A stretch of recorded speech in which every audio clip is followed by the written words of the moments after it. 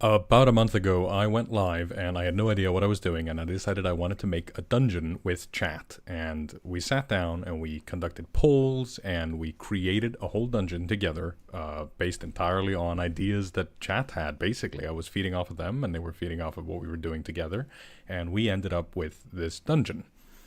And it was called the Wreck of the Wave Splitter. And I think what we had at the end of that stream was basically an adventure you could run with your friends, and I don't think you need anything more than just that. But I think you couldn't really publish it, right? Like, you couldn't give it to somebody who hadn't watched the stream and expect them to run it all without doing a bit of work on their end. Now, with all kinds of prep and adventure, there's always a bit of work you have to do. But I wanted to make sure that the notes would reflect something I would do for myself if I was going to run the adventure, not something that you would necessarily find in an adventure module. So in this stream, I'm going to take those notes and we're going to put them into a Word doc, and we're going to figure out how to format it and make it presentable. And then when that's done, I'll put it up on the Patreon, right? But you can also watch the whole process and see how it works. And it'll probably be accessible for everybody. I don't think I'm going to lock it behind a paywall, but it's going to be on the Patreon for anybody who wants to check it out. And then they can see what else we have on there. That seems fine. If you're watching the VOD, this intro was for you. Go ahead and look at the timeline and see where I actually start talking, because for now, I'm just going to yap a bit. I'm going to talk about whatever while people matriculate in. Then I'm going to do this intro basically again, and then we're going to start. Does that make sense to everybody who's watching live? I think so, right? Let me have a little look at the... I have to click a few buttons here on my end. Button clicking. Clicking buttons. Very exciting. Normally I have some kind of tabs available here. Hang on. Technical issues. See, what I've decided to do is I do the intro at the start, and I make it very professional, and then I have the technical issues, right? We're getting better all the time, folks. It's been a while. It's been ages since we went live. I think it's been one eternity. No, 1 month. Basically the same. Loud and clear, you're live. Hi, everybody. Hi. Todd, Saf, Eric, Glam, Bearcat. Oh, there's loads of people. Ghost Reverie, best D&D channel. Thank you very much. That's insane. Todd, we'll do the intro again in a bit. That's fine. Eons have passed since we were last live. Yeah, Luke, you're right. So yeah, I figure I'll just yap a little bit. I'll talk about nothing important, and then we'll do the intro again once a few people have joined us, and then we'll tackle the exact process. Welcome to Mystic Arts, where we have our technical issues after the intro. That's good. You should write our jokes, Jake Lamp.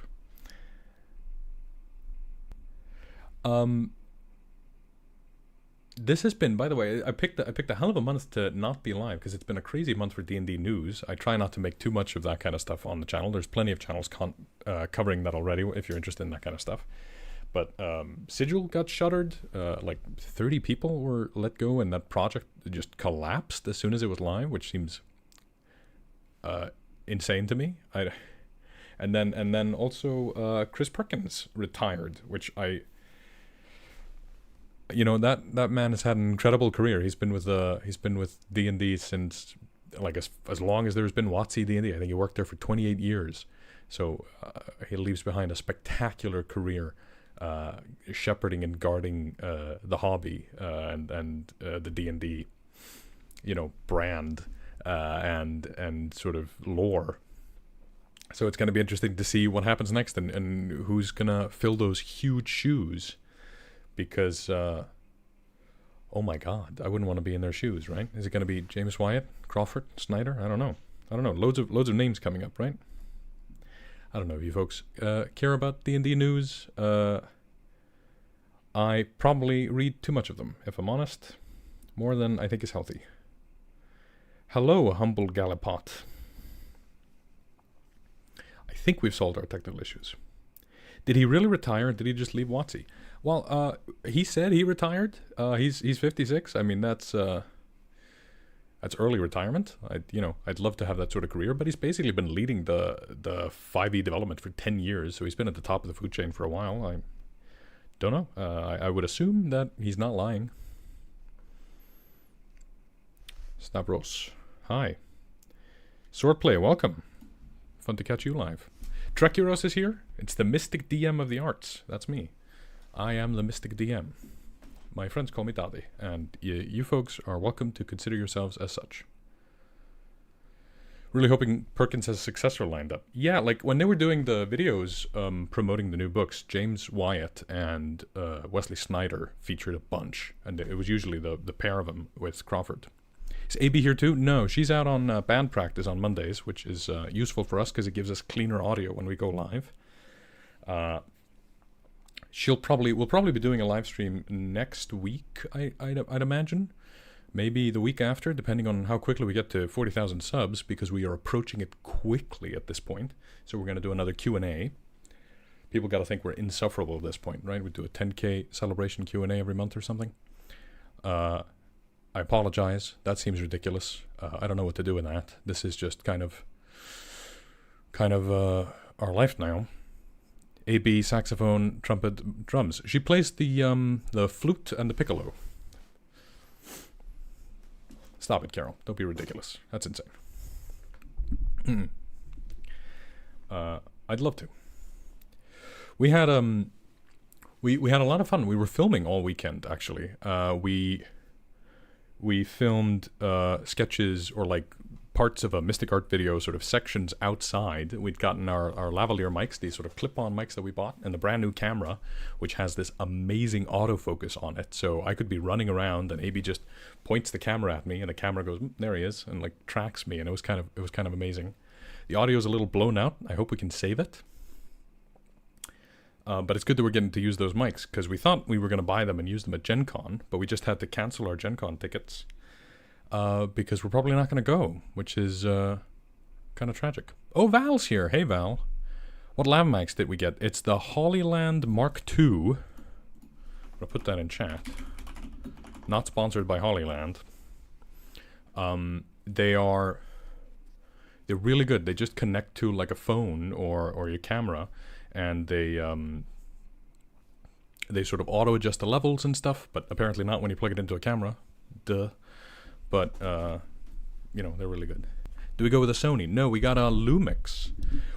I went to like a tech, like an equipment store, and we spent all the ad revenue the channels made, and like a lot, and more money than that. I went and forked over a lot of cash for cameras, stands, lenses, and I hope you're gonna see an uptick in quality. We mostly bought them so that we wouldn't be lending or borrowing equipment from our friends anymore.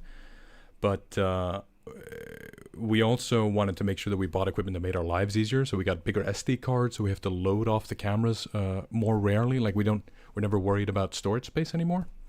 But also we bought a really good camera, and I think you folks are going to notice a quality boost. Val and Trek are saying something for the Europeans. Listen, we could do UK or something, right? Dragon Meet, UKGE, UK Games Expo.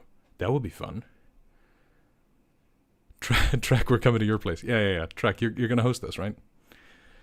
I've never been to France. Are we gonna get wandering videos like Bob Worldbuilder? Listen, I would, yes. I love that style of videos. The weather in Iceland is not whatever it is in Philadelphia. I think he's around there somewhere. So we're gonna be we're never gonna be able to match that. But I'd love to rip off his style a little bit if he lets me. If you can hear stuff in the living room, that's because there's a big Andor watch party that I'm not in right now, but I apologize for that. I'm done for the UK. Yeah, I mean, we could do UK, right? We could all meet up in the UK. Then I don't have to go through ice. That's mostly what it is, honestly. Runescald, no, we're just sort of talking while people trickle in before we get started in the meat of it. I just started. Yeah, so we got a new camera, a new microphone.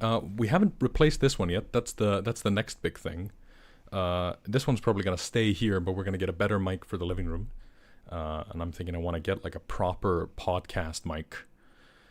I don't want to go through ice either. Yeah. Let's not. So we want to replace that one, but we don't have the cash for that. But we're getting there. We're getting there. We're gonna replace all this equipment. We're gonna be able to do some really cool stuff with all of it. Fleto, good evening. Yes, good evening. It's evening for me. Time zones. I don't know what time it is in Fredonia, but I don't know where you are either, Fleto. So nice to meet you. Yeah, Todd, you're missing Andor. I'm missing Andor. They're in the middle of the prison arc. Honestly, being live with you folks, prison arc. Hey, thanks, Disturbed. You don't have to flatter me. I know who you are. I know where you live. I do. Everybody else, that's my friend. Actually, I don't know where he lives. He's moved. New entry into the UK, is it only for those outside the EU? Oh God, I don't know. I sort of strutted in there unawares recently.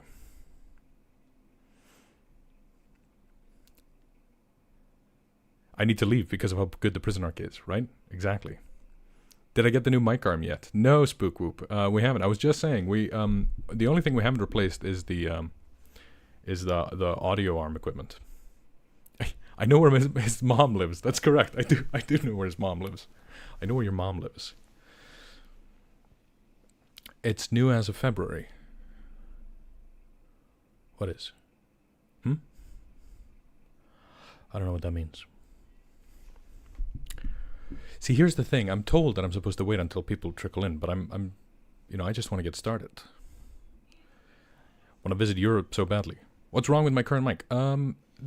So the main issue with this mic is the fact that we just have the one, and we record videos here at my desk and in the living room, and we have to move it back and forth. And when we do, we bump it, we scrape against it. Slowly it's gotten out of whack. The arm is now sort of at an angle, and every now and again we turn it the wrong way and the audio sounds terrible.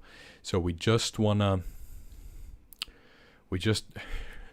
want the comfort of knowing that both mics are set up and perfectly in position, so that we aren't messing up the audio when we go film. Because the worst thing that happens to us is we both have full day jobs, and we both play D&D several times a week. So when we're carting stuff back and forth, if we mess up, that's a whole evening that's gone. So we really want to avoid that. Recently, the other day, we were filming a video, and I'd covered the lens because we put a teleprompter on, and there's a blanket, basically. It goes over the teleprompter and the lens, and it sort of dipped in front of the lens. So, there was no visibility to me, and I looked at the footage, and it's literally just this part of the frame and my arms sort of moving around. Terrible. Yeah, I want to get a Shure mic. That's the one I want to get.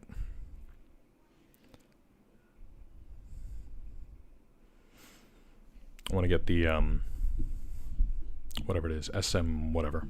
This one's also just it's cheap. I want to get a proper real good microphone. Visit Europe so badly. Yeah. Hey, now's a good time. Come visit us. Europe's doing well these few days. Last few,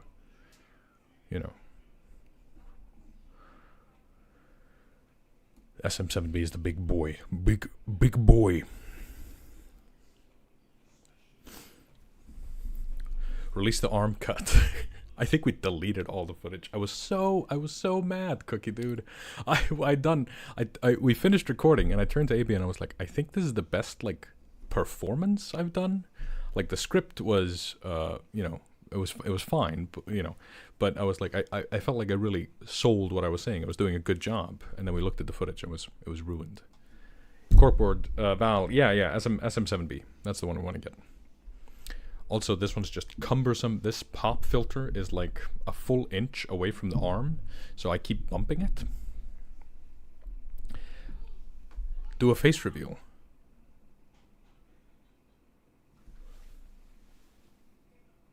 Hello. the one thing I have, and it's really good. I just suck at using it. Yeah, you need to get it. You need to get it with within this distance of your mouse. I know you put it pretty far away, right? I just put it right in frame. Oh my god, it's his real face. This is what my face looks like.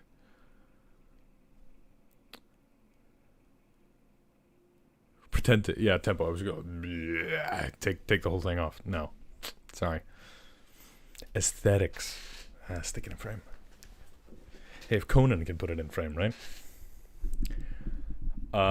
AI Jack Carroll. Come on.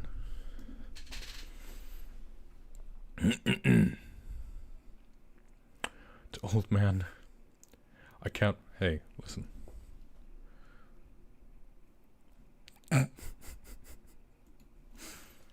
What if I did become a VTuber? Are you planning on getting a shotgun mic? I thought about it. I thought it might be nice.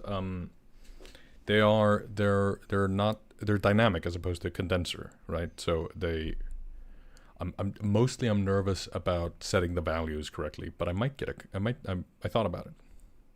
What would your VTuber guy be?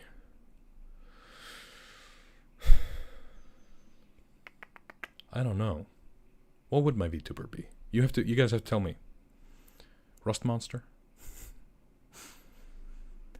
I'd want a cloaked GM. You know, maybe this is an unpopular opinion. I really don't like that. Like the cloak and the mysterious, and it's covering like the face, and you see the mouth, and it's like, I really don't like that. I don't know why. There's something cringe about it. I really like the Dungeon Master from the D&D cartoons. Like if WotC wouldn't sue me, that would be my VTuber model. Like bald head and a smirk, and he's got a little finger going here. That would be my VTuber model.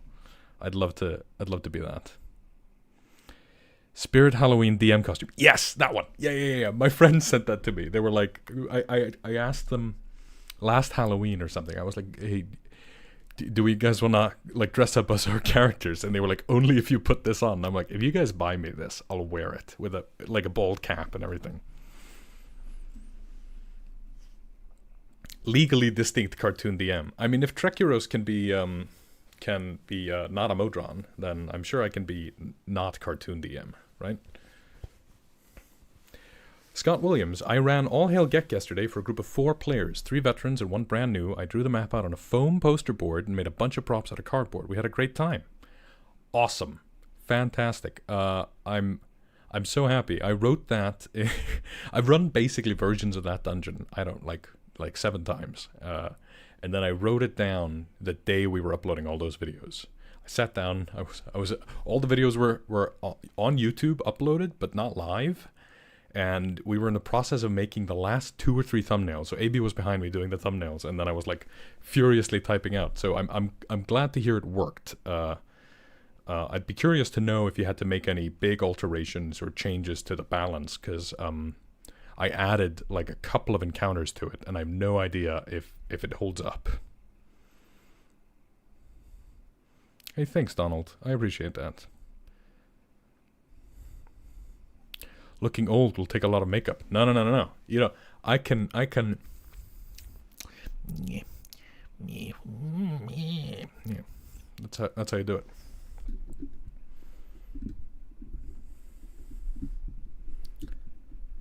Did I see the Wandering Tavern Kickstarter? Yes. Yeah. I've been in contact with those guys. I'm probably gonna do an integration or like a sponsorship thing for their next Kickstarter. They're really cool. They sent me the Wandering Tavern stuff, and the rules for that are amazing. I'm basically plugging them right now, but I should be giving you a link, right? I should be saying, and here's where you can go check them out. The ones from Homie and the Dude, right? Hang on. Now I'm gonna browse through my business email. I don't think I have a. Yeah. Guys, if you listen, let's do a sponsorship for him. If you go, hang on.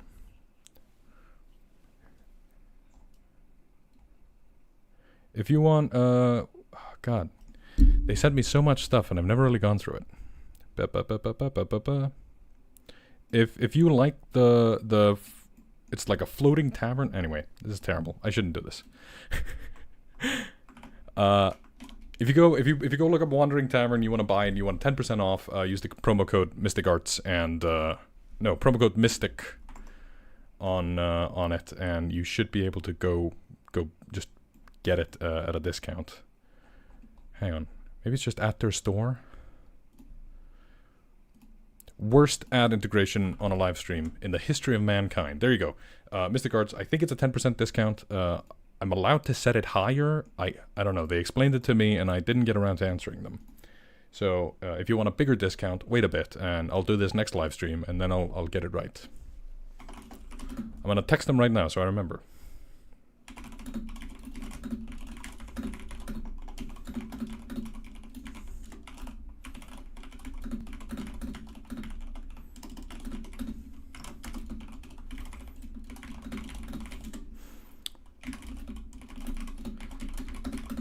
Watch Daði write a business email. Awesome. There you go. Thanks, Ariamon. You've got a check mark next to your name. What does that mean? Are you important? You're all important. Are you a YouTuber? Do I know you? 218,000 subs? What the fuck? Oh, you did TF2 content. That's really cool. I admit I've never seen any of this. I apologize. I used to play a lot of Team Fortress.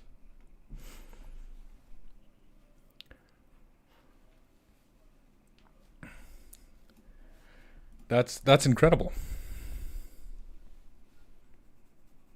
Yeah, if you join them, you get exclusive shop discount, 50% off everything. I watch D&D a lot. Well, welcome. I'm happy. I'm happy I can help. If you didn't say I was helping, I'm gonna assume that you think I'm helping, and I'm happy to do that. We're building a module. Yes. All right. So it's been about 25 minutes. If you're watching the VOD, welcome. This is the part that I'll timestamp in. Here's what we're doing. About a month ago, we wrote an adventure together, and that adventure was called Wreck of the Wave Splitter, and basically chat decided exactly what we were going to do. I sort of asked them, what monsters are we using, how many are there, how big is it, what's it about, what are the bosses, and all that kind of stuff. And we wrote an adventure. We wrote about 450 words, and I might be able to... No, hang on, we'll do that in a bit. We wrote about 450 words, and the adventure itself, I think if you watch that stream, I think you could run that dungeon. I think you just run it.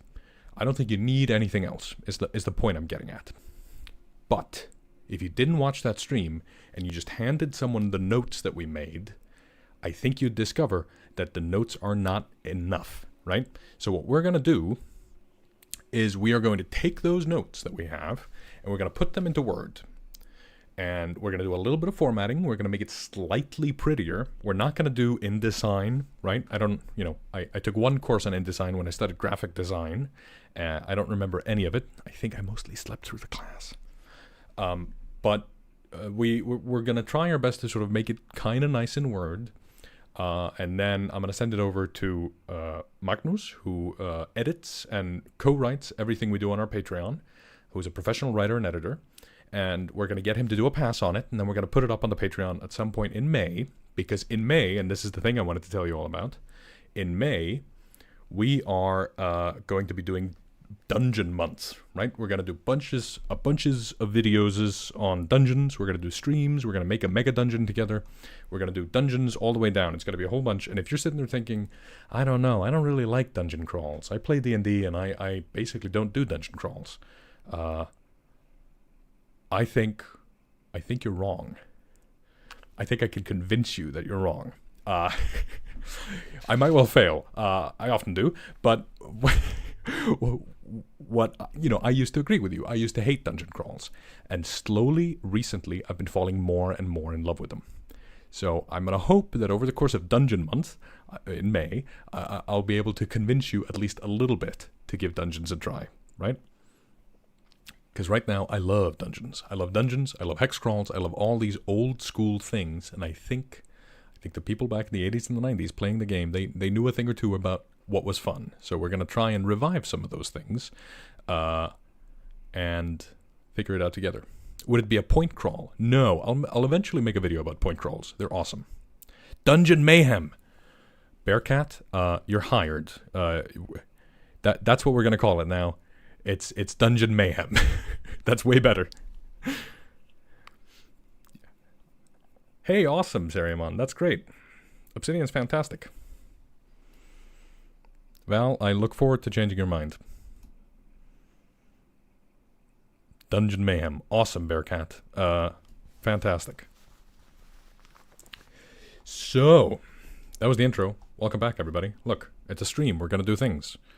If I click this button... What? Hang on. That's All Hail Gek. What if I do this? Aha! But there's a box around me. A box... Begone. There we go. Oh, no. Hang on. There we go. I figured it out. I'm a professional. Mixed on dungeons. We're going to convince everybody that dungeons are the best. But first, I need a sip of my caffeine drink.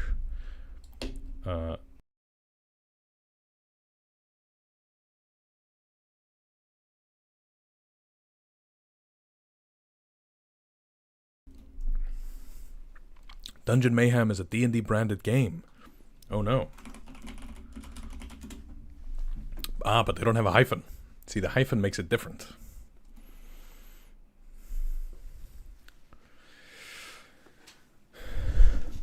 What plugin did I use to incorporate the calendar? Hang on. Calendar.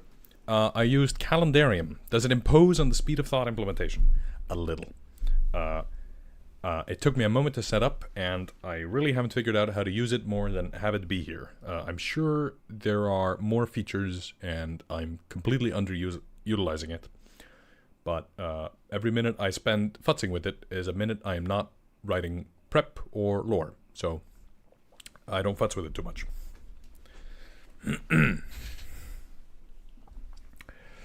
Would I have any tips on running mysteries, like trying to find a missing person? Well, if you're playing a mystery in D&D, I think you're basically going to be running a dungeon, right? You're going to be running some kind of heroic adventure. But other than that, I also really like running sort of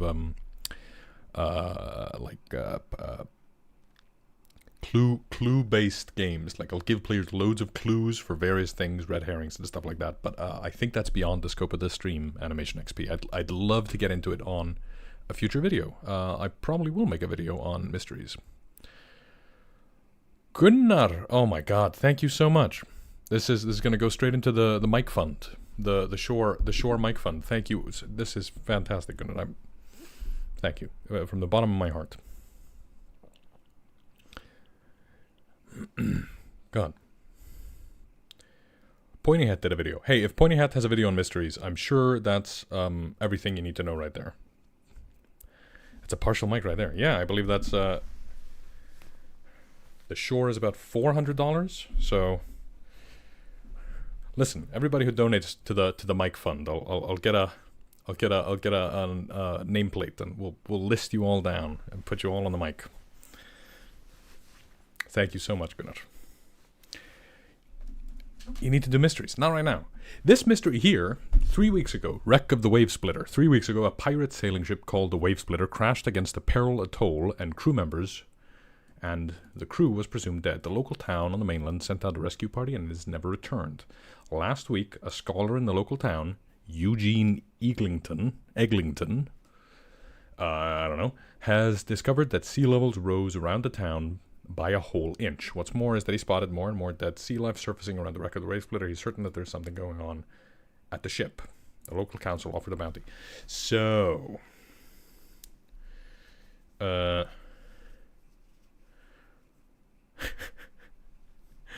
thank you, Gunnar.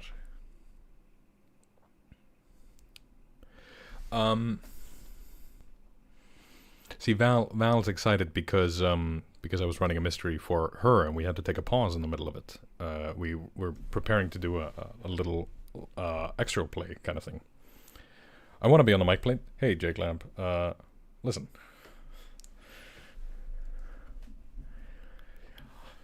When we were streaming, there was a conversation in chat. I watched it back, and I saw that folks were thinking, why is it that the thing that wrecks the wave splitter isn't the bad guys? And I don't remember if we had a good answer for it.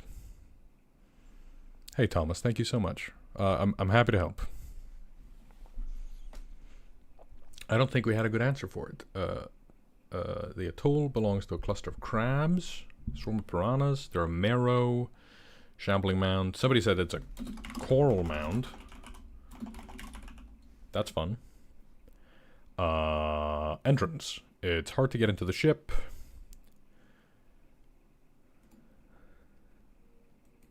So there was a sovereign and a drowned god. I think we should rewrite this adventure a little bit. I think we should make the adventure so that whatever crashed the wave splitter is the reason, is the thing that's going on in the adventure. A lot of times when I'm writing, or when I watch writers writing, what happens is that we have a million ideas, and the process of editing, of going beyond the first draft, is realizing that idea 1 and idea 2 and idea 3 are actually all one idea. Ideas 4, 5, 6, 7, and 8 are another idea. Idea number 9, that's its own idea, right? And we sort of pare these things down. We shrink the scope of the complexity. Because in a good story, everything points at each other. Everything references one another. Why did the ship crash? It's perfectly okay if you're running D&D and the players ask, why did the ship crash? And you go, for normal ship reasons. Anyway, here's a bunch of coral monsters. That's fine. That's allowed. But if you want to do a really good job, you make it all be connected. Right? Zombified pirates crashed out on purpose to get closer to the fungi. That's cool. Yeah, let's do that. So the violet fungus Necro Hulk, pithy name, that was always where it is, right? It was an old cave. Good idea, Gunnar. It was an old cave, and the pirate crew crashed on purpose. They took over the inside of the crew, they crashed the ship on purpose, which means the local town on the mainland sent out a rescue party. The heroes are the rescue party. Right? They're here to check for survivors. Make sense?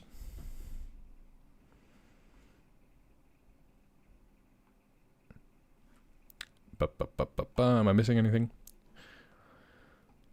Val, I'm sorry. I thought we'd get through it in one night. Well, we'll see if we can't finish it. Survivors charmed by spores. I wasn't here for the writing stream. Yeah, so there's a ship called the Wave Splitter, and some coral spores. Spicoral. No.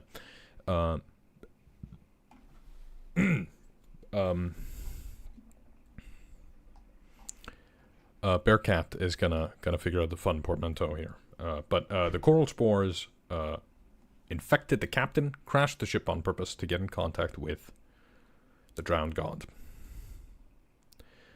Sporal. No. I don't think so. So, what I'm going to do is I'm going to stop looking at these notes.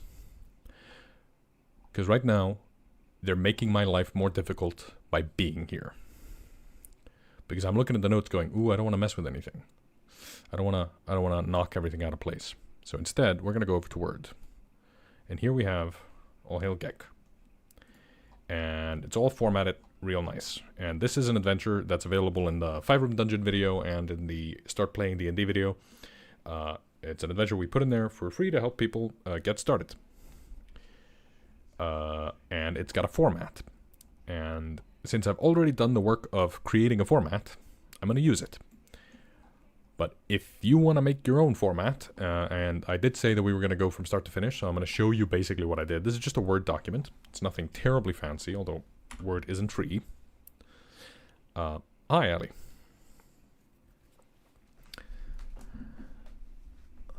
All this is that I've set the font to Georgia, because Georgia, sweet Georgia, I like the way it looks. I've got header 4 on here, which is a 14-point font, and then this is an 11-point font. This is also Georgia. And when I have subheaders, I just do bold text with a period afterwards. I italicize some things. And I've got some pictures in here. This is a stat block that I didn't make. This is from the free rules. I put it up in CritterDB and I put it in here so that if somebody was running an adventure for the first time, they didn't have to look up all the stat blocks. And that's it. Right? Got some italic text. Oh, and I put it into 2 columns. If you need to do that in Word, you go into Design. Hang on, you can't see it. You go into Design up here. Normally it's on Home. You click on Design. Click on Layout. Columns. 1. Columns. 2. There you go. Right? And that should create a format that looks a little bit like this. Now we're going to go in here. We're going to delete these stat blocks. We're going to clear out some space. Like a wrecking crew. We don't need all this stuff. We don't need all this stuff. We have this dungeonographer. No. Dungeon scroll map. We don't need it. No.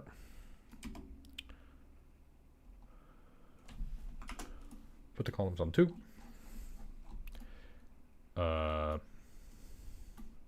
Put this as 1 column so that it goes across both. And we're going to call it Wreck of the Wave Splitter. And it's huge. That's fine. The ship has crashed. Can you...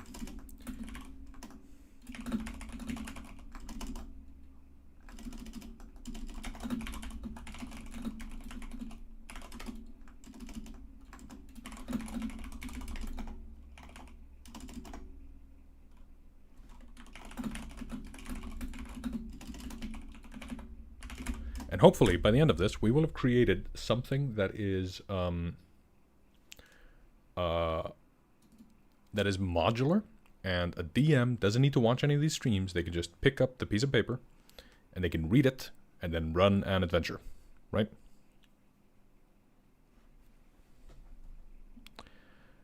I like the sans serif fonts because they're accessible for folks who are dyslexic. Yeah, actually, I have a whole piece on this.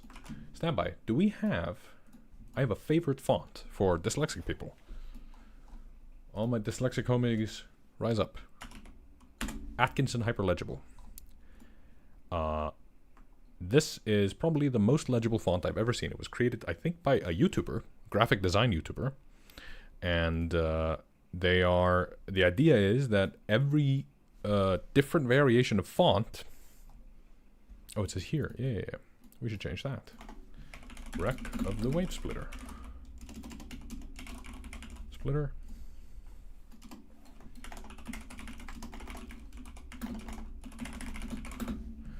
Modular adventure. I was in the middle. This is a side rant and a side rant. I apologize. I may have a neurodivergency of some kind. 1, L, and I, lowercase l, uppercase I, and 1 in some fonts all look very similar. But in Hyperlegible, you should be able to tell all of those from each other, right? So if you're dyslexic, I think this font helps a lot. I'm going to see if I can reduce this by a font size and get it into 1 line. There we go. Wreck of the Wave Splitter. Blah. That's cool. All right, let's start going through this adventure. What do we have here? How to read an adventure? Do we need that? I don't think so. That was for the original format was for a beginner adventure for somebody who's never run D&D before. So I had a section on improvising rolls, on everything as a D20 test. We're going to cut all that.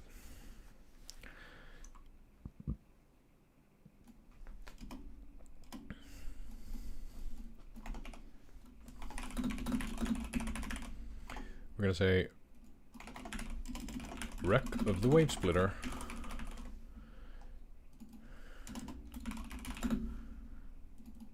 It's designed to teach you how to run the game as you read. That's not true. It's a modular adventure for 5th edition, suitable for, it was like 5th level characters, right?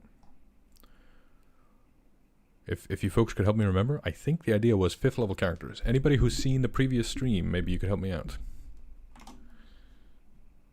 Why is there there's a little tag here? Okay. Can we get Word to stop doing that? Hey, Word. Stop automatically superscripting. 5, yeah. Okay.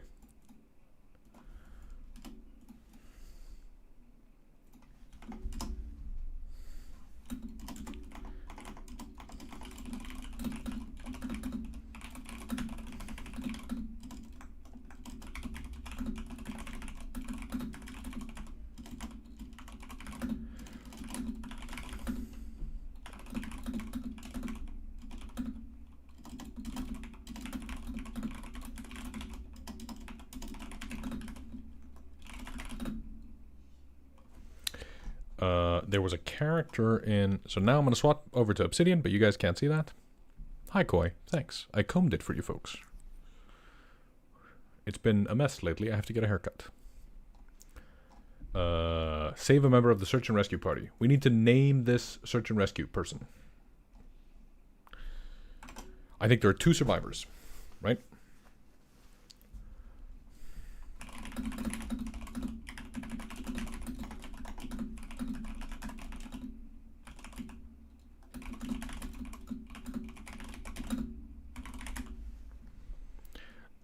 And I'm going to write this in a manner that lets me finish it. I'm not going to write it perfectly. I'm not going to write it with my editor hat on. I'm going to write it in such a way that I can get stuff done.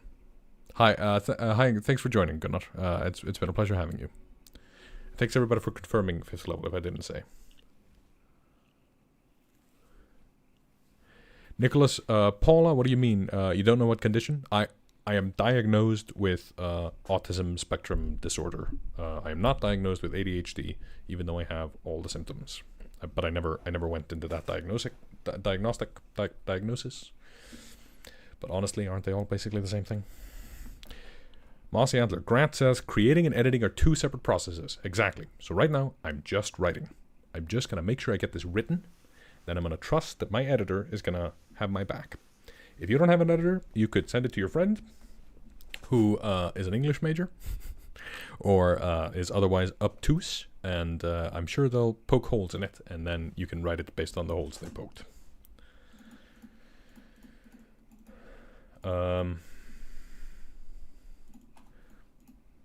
What is this adventure? Let's do what is in this adventure. No. Let's do, can we... Update normal to match selection.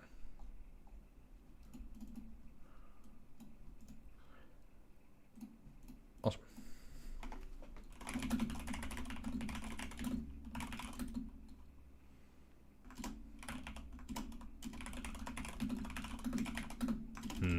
I don't know if this is a useful section for us right now.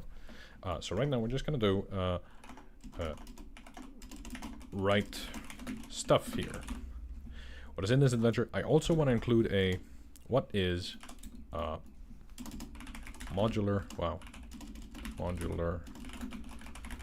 If my spelling mistakes are so egregious that they bother me, I change them because I don't want to be bothered.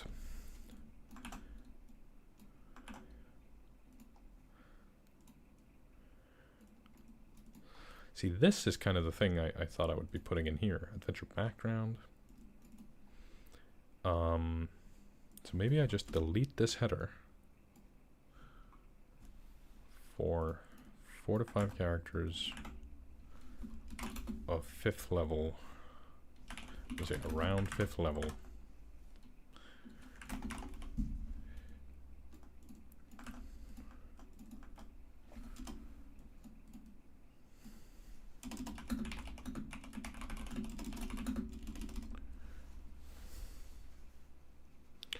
Fergus Flopper, hello, welcome.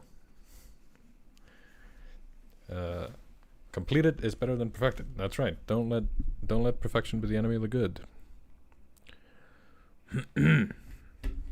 So, drink break.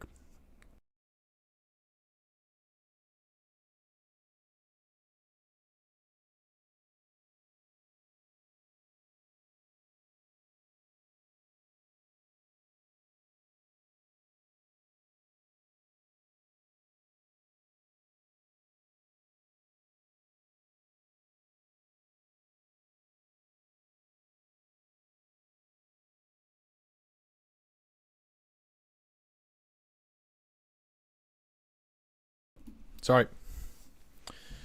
I was saying that the bottle is wet, and now my hands are wet, and that's grossing me out.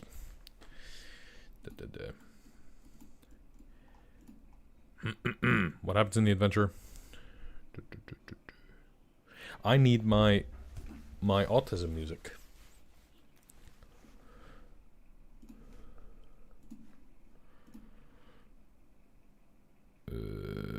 Where? Lovely. That's what I need.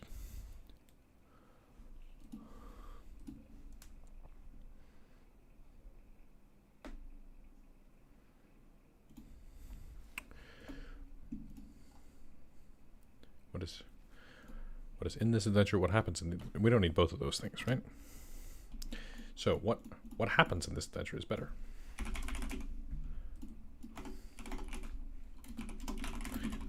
The heroes...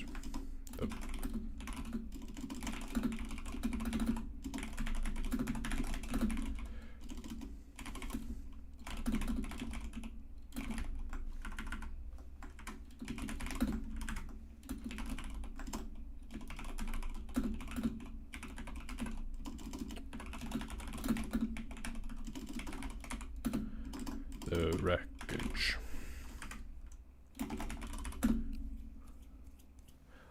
Autism music. You guys want the autism music? If I can get these people to sponsor me, that would be great.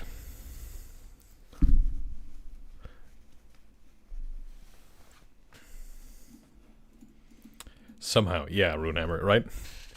By the way, I was unaware, but I had to have this pointed out to me by Taryn. I think he was talking you up, Runehammer. He was telling me that you designed Index Card RPG. That's wild. I had no idea. I'd been talking to you in chat, and then he was telling me this, and I was like, "What?" So welcome to the channel. Yeah, welcome, Jordan. Autism music is in the chat.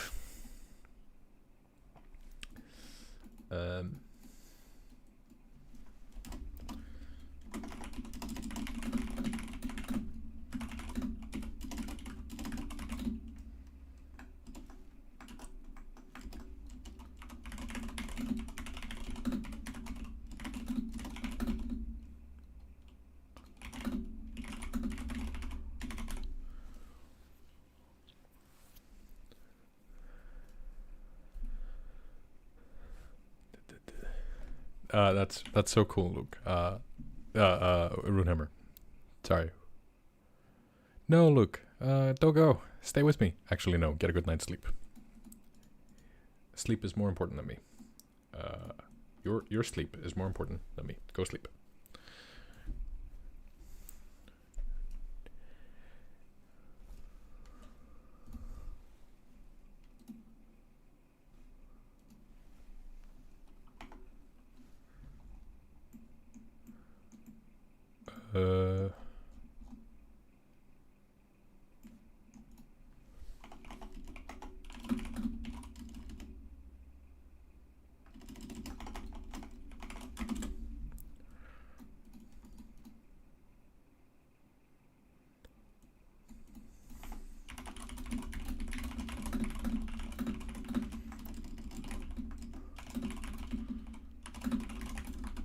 Sorry, I'm sending another business email. I'm getting you guys a better discount on the Wandering Tavern.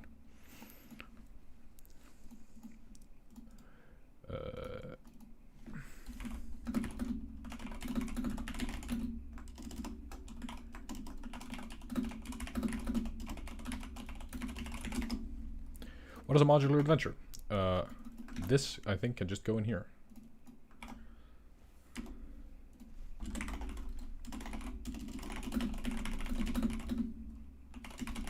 Are these different font sizes? 11? No. They're both 11. Okay.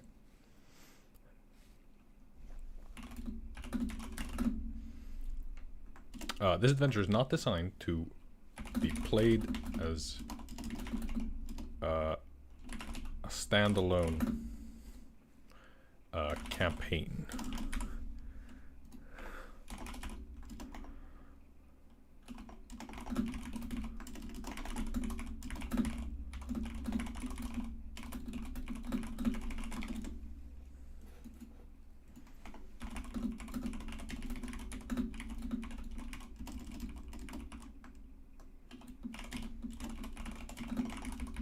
still sending business emails, so I apologize.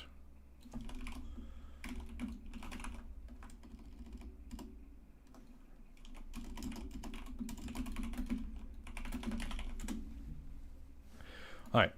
This adventure is not designed to be played as a standalone campaign.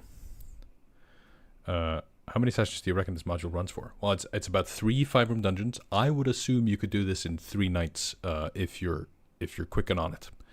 But it might be 6. I don't know, depending on how short and long your sessions are, right? I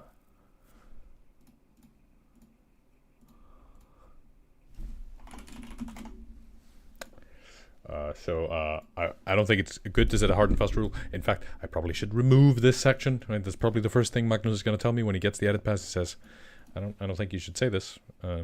15 rooms, so 1 year, right? How long did the players argue about the door?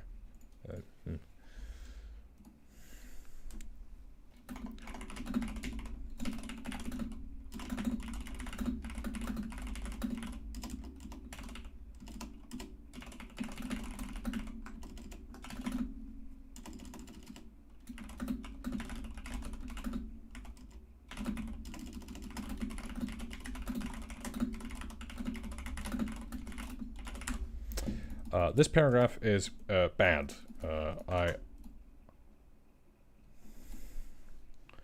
But we'll see what Magnus does with it. Sometimes it's just about getting the thought out there. But, adventure background.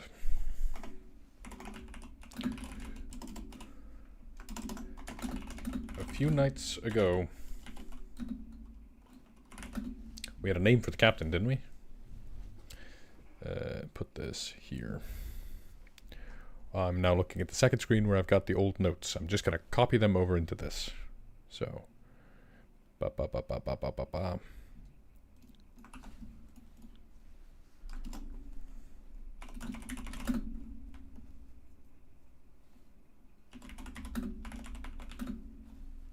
do you mean by running D&D for 10 years?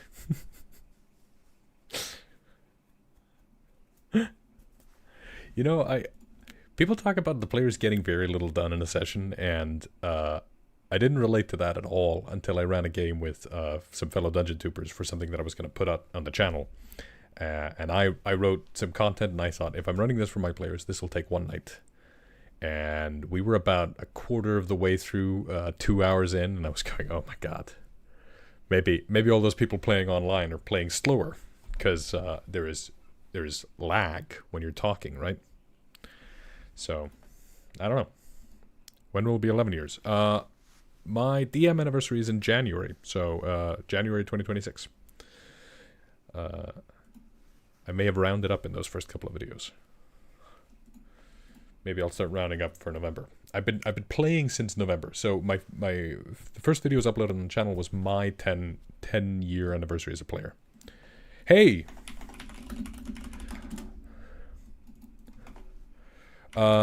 Business emails came through. So if you guys want to play a Studio Ghibli style, here's an ad read. Oh my god, sorry, we just got... Thanks, Doug. Mike Fund. Awesome. Doug will put you... We'll write you and Gunnar down for putting your names on the mic. I'm not joking around with that. We'll put your names on the mic. I don't know if it's going to be visible in every video or anything. Gunnar, Doug. Is Doug okay?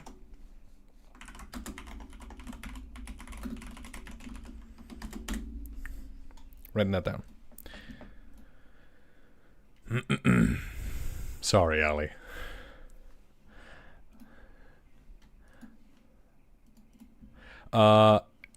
Here's an ad read. This is the actual ad read. If you guys want to play a Studio Ghibli style game where there are flying ships, like airships, and there are taverns on them, and you want rules for airship travel and different levels you could play at airships on, like they have airship combat systems and stuff.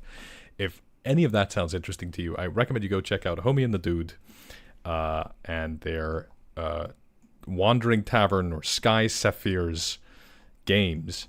They are super cool. I got a look at their books, and I kind of fell in love. I'd heard various ads from them, and then I saw the books finally, and I thought they were really cool.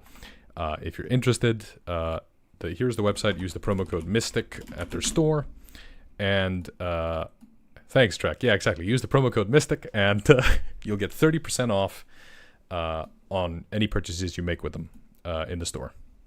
So go ahead and knock yourselves out. And if you do, you're supporting the channel directly, because these guys have an amazing brand deal with their influencers, which I guess is technically what I am now, and we get a small cut of that. So yeah, anyway, there's that. That's the live stream plug. We gotta pay the bill somehow. We gotta pay for those mics, right? Question: when you run your in-person games and use D&D, other games written in English, do you play in Icelandic or do you switch to English? We play everything in English, all of it. Role-playing in Icelandic is a little odd because Iceland has 2 codes in it. There is the sort of, I'm hanging out with my friends and I'm talking casually, and that doesn't feel like it belongs in fantasy, because we also have Icelandic sagas, and they have this kind of poetic writing to them, but nobody speaks that way. So either it's cringe because to me, this is my opinion, there are loads of people who do play in Icelandic, but this is my opinion, either it's cringe because it's no fantasy sounds like that, because we know what fantasy is supposed to sound like, or it's cringe because we can't speak authentically like an Icelandic saga.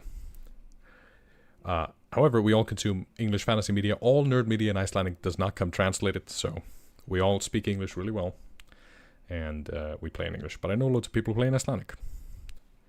There is an Icelandic actual play that I posted on the Discord. If you remember, you can go check that out. Not mine, it's a friend of mine ran it. Alright, a few nights ago, let's say, when last the wave splitter took shore leave, the first mate was infected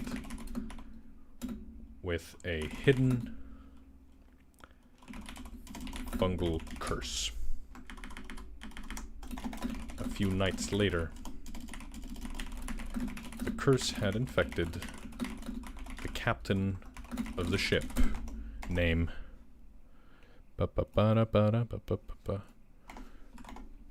Conroy Blackheart. I think somebody named this last time.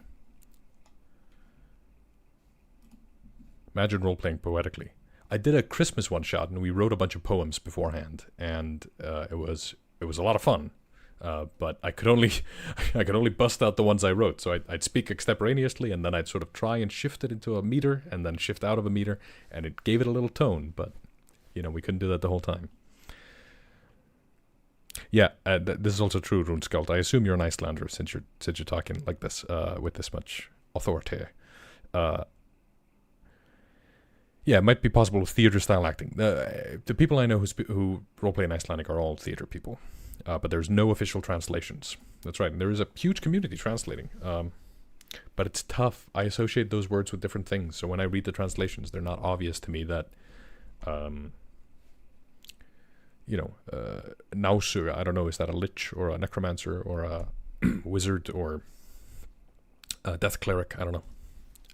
I haven't made those associations. I'm sure if you learned the game in Icelandic, it would make sense to you.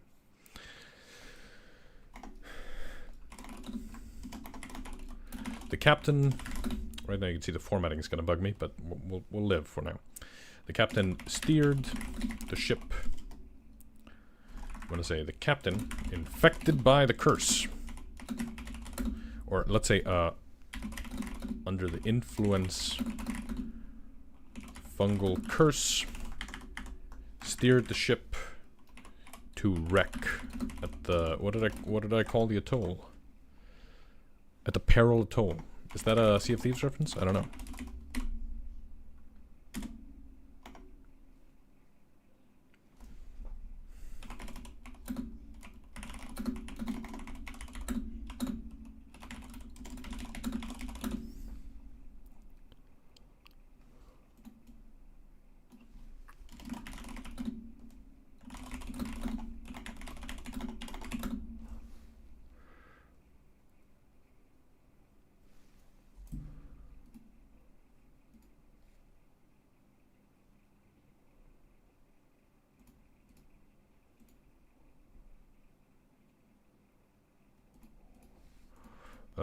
A creature called the Drowned God.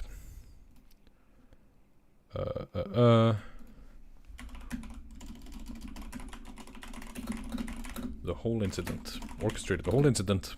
A creature called the Drowned God orchestrated the whole incident to add more soldiers to its amassing army. For what no one knows.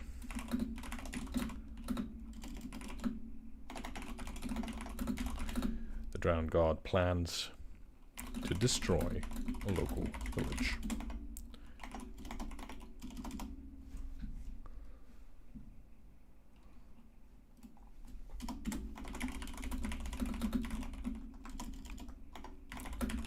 And then we're going to write here, in order to integrate this adventure with your game, you'll need to pick a local coastal village or town you can threaten.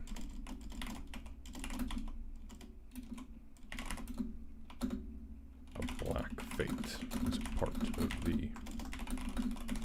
Does that make sense?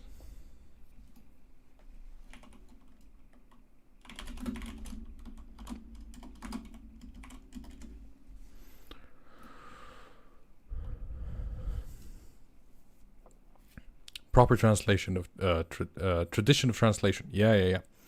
Hey, that's what it all comes down to. I have a Swedish friend. I think he roleplays Lancer. Is that a Swedish game? No, there's a Swedish game I'm thinking of that he did.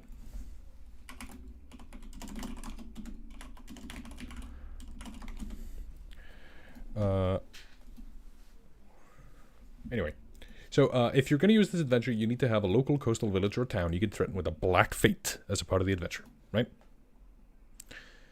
This is really cool, seeing other DMs organize the sessions. Yeah, I want to stress, if I were doing this for my own game, I wouldn't put this much effort in. I would use the notes we wrote last stream. But at the moment... What happened to this? At the moment, we are trying to sort of get it into a state that I can give it to someone else, and that means putting a little bit of extra work in, but also doing an edit pass while we're doing it.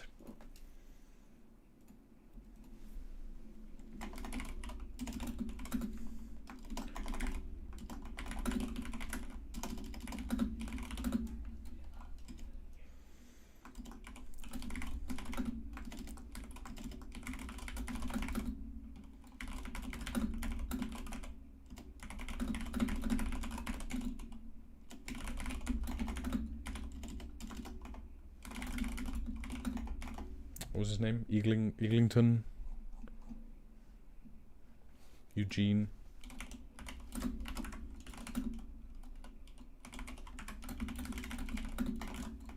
Dang it. See, sometimes what I start doing is trying to write in format, and that's really difficult. TNT Master, I'm so glad, so happy to hear that. Thank you so much for writing that in. Liam Potts, Mike Fund. I'm watching at 1.25 speed. Liam, thank you. We'll add you to the Mike Fund. Thank you so much. We really appreciate that. We're gonna get a really good mic, so that all future videos will no longer have audio problem comments. I never used Word in such a formatted way, right? I don't recommend it if you're just writing notes. You don't need to.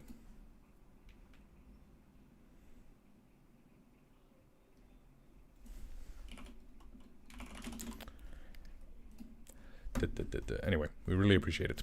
If I could talk at 1.25 speed, once I figure out how to bend the laws of time, I will stop YouTubing and become a bank robber. But until then, no, let's not capitalize. Trudvang, that's the one. He played Trudvang. Trudvang. I think that's how he says it. He also says Umberhulk. Anybody who doesn't have a Swedish friend should get one really soon, because it's really fun when they say the names of monsters. And then you can have a little giggle. I've been told that's called bullying, but I don't listen to people who tell me I can't make fun of other people. I'm kidding. Hooking the players.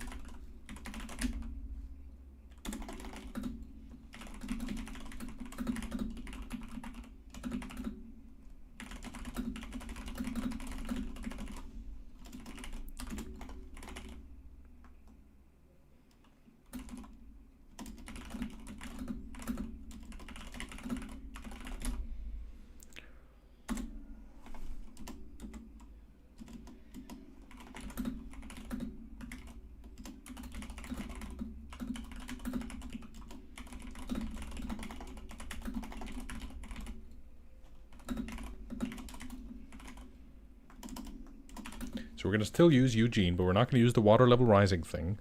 We're instead going to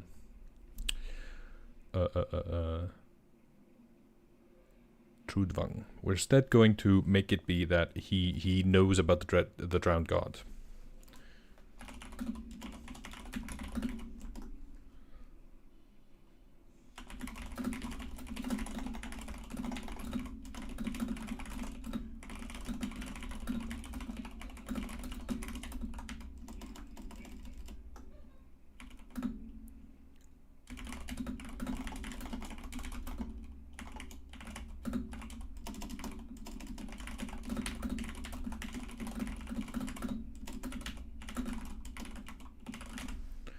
Right? And that's it. I don't think you need much more to tell somebody all about this place. What's a boffin? A boffin's a nerd, right? Boffin? I think it is. Hang on. No, I spelled it wrong. I spelled it like my word for halflings in my campaign setting. They're boffins, but this is a word. Boffin. We can also just say scholar, and then nobody gets confused.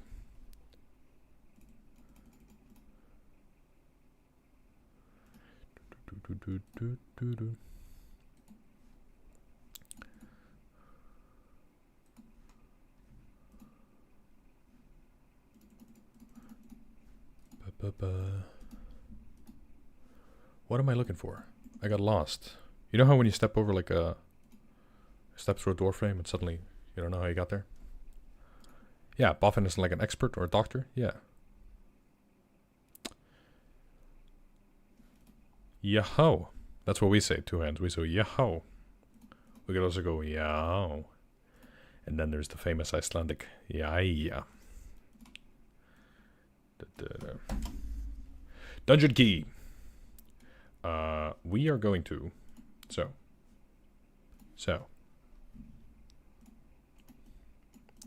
We are going to write in...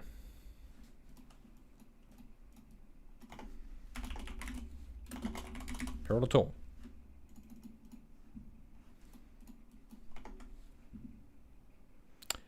Jæja. Jæja is like to Icelanders what R is to pirates. You can just sort of chuck it anywhere. The meaning should be clear from context. Now I have to write. God, that's tough. Hang on. Caffeine.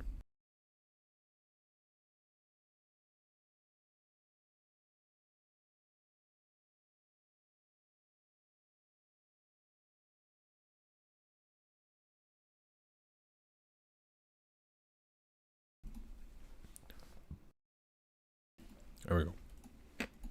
No, I'm caffeinated. Yo. Yo got me very far, says Luke. Yeah. Yeah. You know what's fun about sending business emails to Homie and the Dude and telling them, hey, I need the higher discount, is that he's now sending me back when you people buy books. So thanks so much, everybody who's going to check out Homie and the Dude and the Sky Zephyrs book. It's really cool. 30% off on Mystic Arts. If you use the promo code Mystic at Homie and the Dude. Anyway, I'll stop. Enough of this. Let's make an adventure. This is... so what I wrote previously is Parallel. This is a sea-based buffer between the outside world and the ship. The pirates don't like denizens of the cove either. So that's no good, right? That's DM to DM language. And you typically don't see that in these kinds of modules. I think it's very useful. But...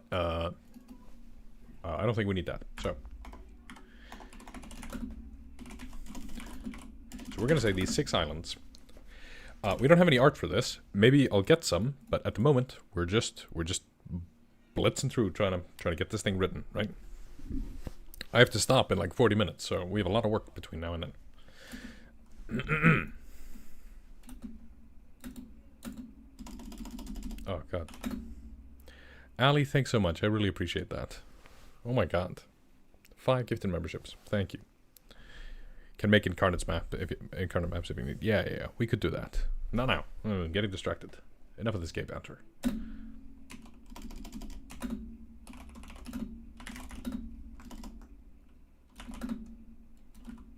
What the hell is going on with the space bar?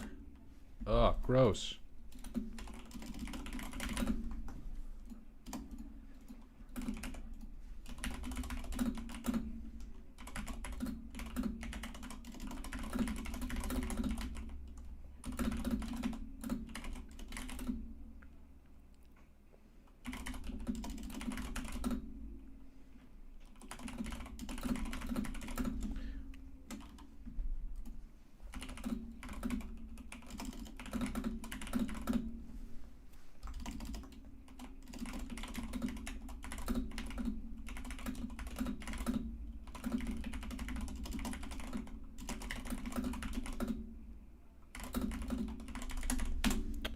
Right? Simple, clear language. We don't need much else. So we're going to go in here and we're going to go, nerd.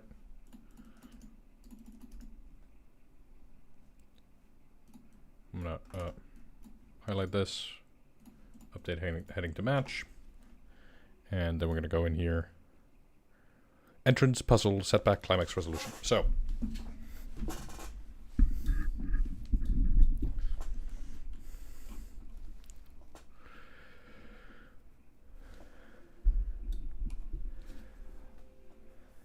Ali, are you the person on the Discord who did the cards for that Kickstarter? Because those looked really cool, and I'm pretty sure your name was Ali.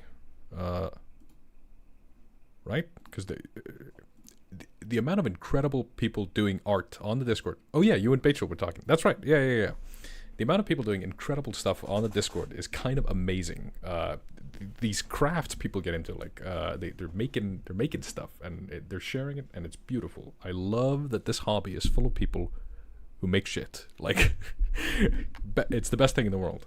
Best thing you can do with your life is make stuff. You know, even if it's just making an adventure for your friends. Everybody sits around the table. You all sit down, you talk, and you make something together. Like, what could be better? I genuinely, I don't know the answer. I don't think there's an answer. What could be better? Nothing. Best thing in the world. Making stuff.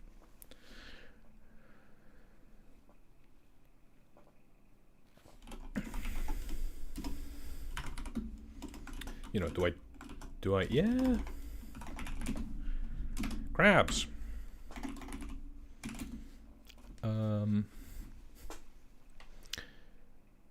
So how do I format this? Let me bring this back over. I'm gonna need some help here, folks. We got these notes, right? Peril toll, entrance, puzzle, setback, climax, resolution.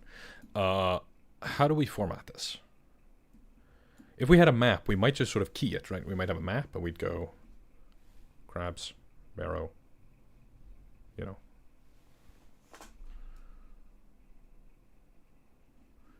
You're right, Tavesh. You're right. That's the correct answer. The only thing better than making something is have someone make something for you. I don't know. I like both. I don't. The people I love the most are the people I make the most things for, right? My players, they get to play with me D&D. When I love a community, right? I love making videos and I love seeing your guys' response to them. That's what I can give. That, you know, that's anyway. Not to be too sappy, but you know,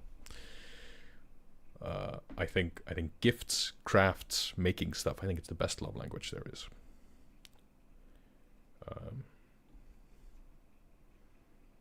My AB, my girlfriend, gave me two Christmas presents. She gave me a gift card for Dressman to buy shirts, and that's amazing. I love that. And she gave me a choice of a character I could have her draw art for.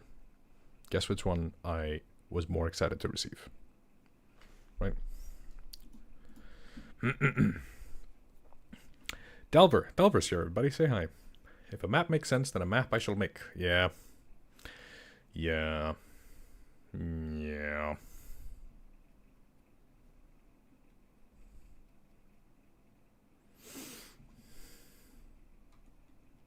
I think we need a map. I think it's gonna have to be a different stream though. We're not gonna get a map done. So we're gonna just go P1 crabs. That's gonna have to be it. Incarnate's pretty good. Yeah. We got a couple of videos on Incarnate. No, we have one video. We got spoilers. We got another one coming out tomorrow.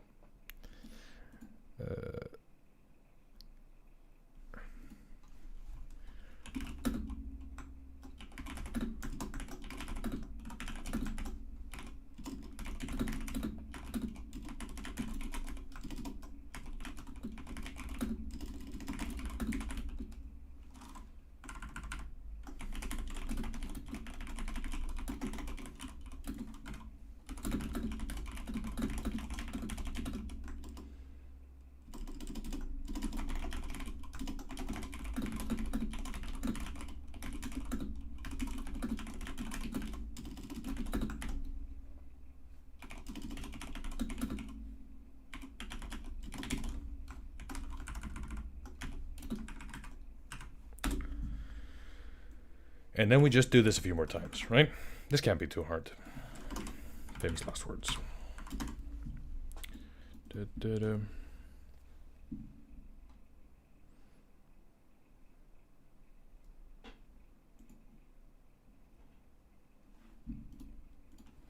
Two. This is the puzzle bit. This is a clue. I don't know what to do with this one yet. 3. Narrow. I'm gonna say deep pit. This black. This deep. Let's call it underwater cavern. This deep.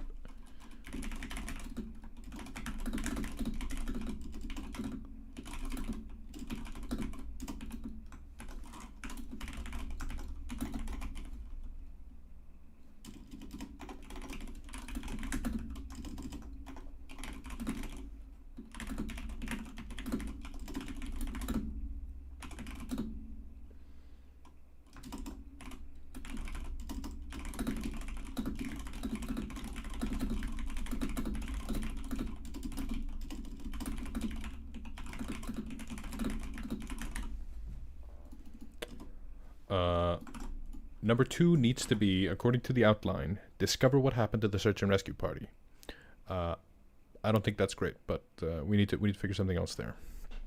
Warlock asks, how do you balance which players have the spotlight? I always feel like players have more screen time than others, and it feels hard to balance it out naturally.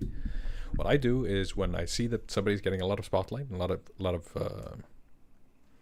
lot of screen time, basically, like automatically, without me doing anything, I try and invent a side plot for the shy characters, or the characters who aren't. Oh hey, homie and the dude, say hi everybody. They just hooked us up with a 30% discount. Hi Tom. I assume it's Tom. Yeah, so then I make a little side quest or side content or something extra for the players who are shy or maybe not engaging as much or whatever. I try and hook them in and bring them to the table and make something special just for them.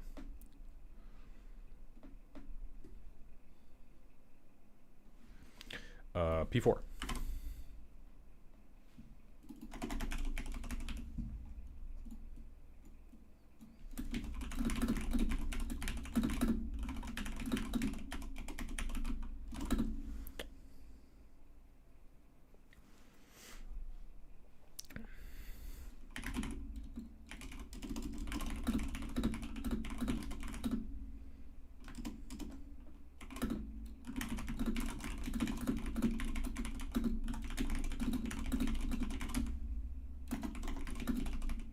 Seaweed.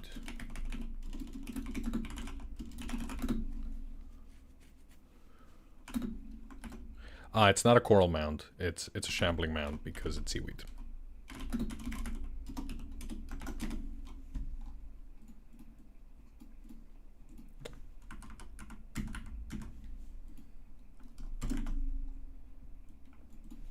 P5.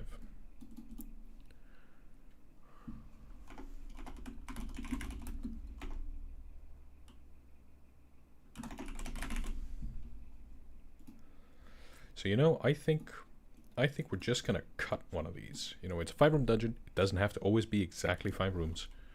We're just gonna cut one of these. There we go. If the format is making life more difficult for you, you ignore it. You change the format. How do you write unconscious?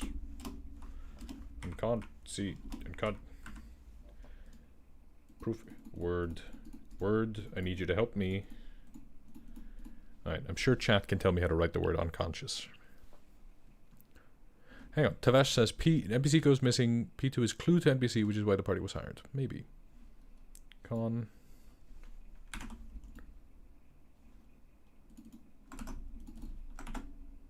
There we go. Some dyslexia there failing me.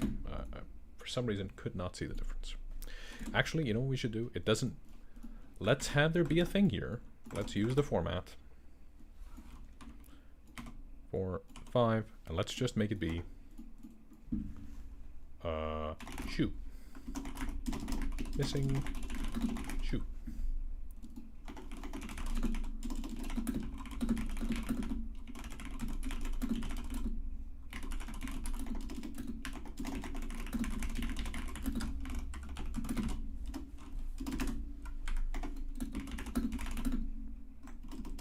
I'm just going to say further investigation. I'm going to leave it up to a DM.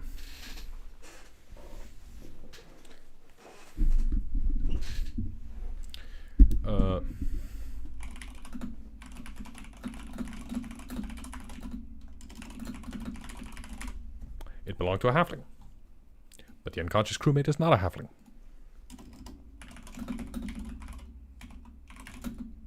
I did it.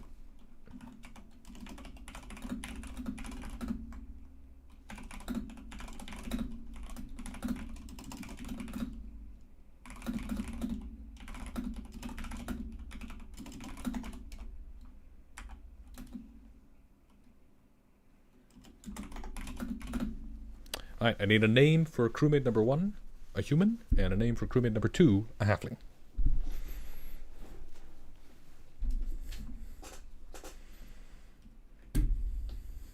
Anybody could help me with that, that would be great.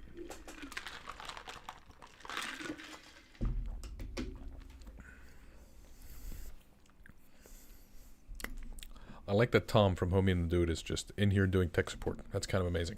David and Thomas. Well, we can call one of them David.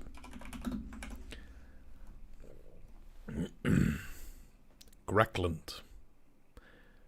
Marigold. Awesome. Awesome. I'm gonna write that down. Marigold. Thimbleweight. Sure. I'm gonna call this guy David Greckland. There you go.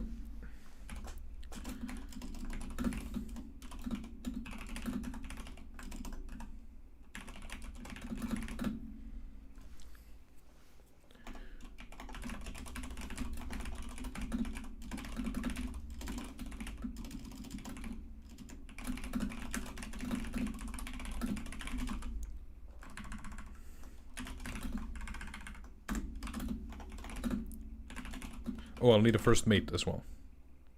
And I'll probably use one of these. Conric.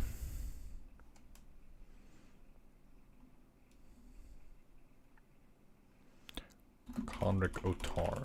No, we'll just mix them together here. Greckland, as in Greece. Yeah, sure. Why not?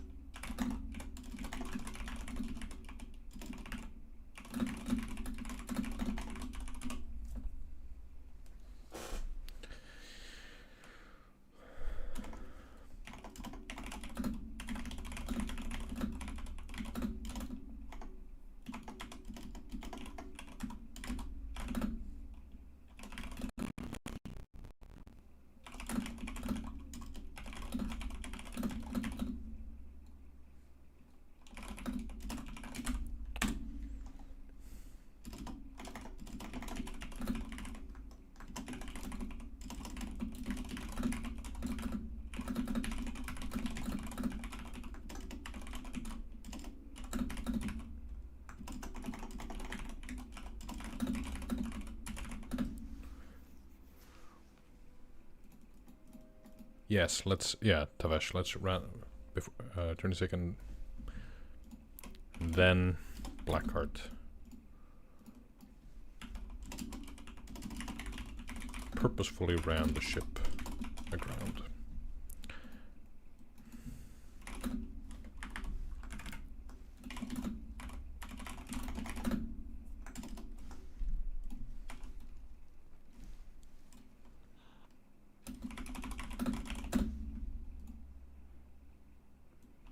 Let's just remove this. A DM should be able to figure out Halfling Marigold. That's awesome. What's on board?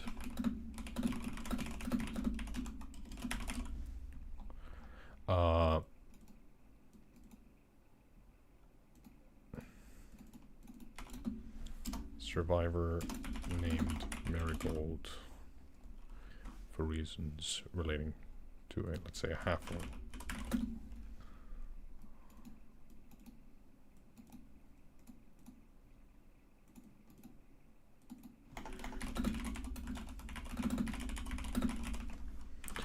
Writing is rewriting.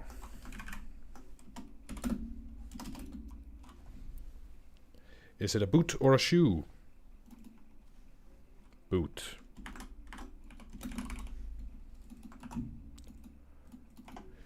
In Icelandic, I'm sure somebody might correct me here, but in Icelandic, a lot of clothing words are treated like categories. So, a boot is a type of shoe in Icelandic. This is not how English operates. So to me, jeans are pants, and shorts are pants. But that is, you know, slacks are pants. But I might get in trouble for that if I did it to a native English speaker. So I've angered the lead designer on the index card RPG. I'm sorry.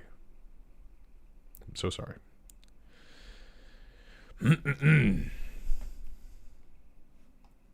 Alright, that seems enough for me, right? That's the Peril Atoll. You can see, I just copy-paste formatting. I cannot be arsed to do anything more complicated. So, the Wave Splitter.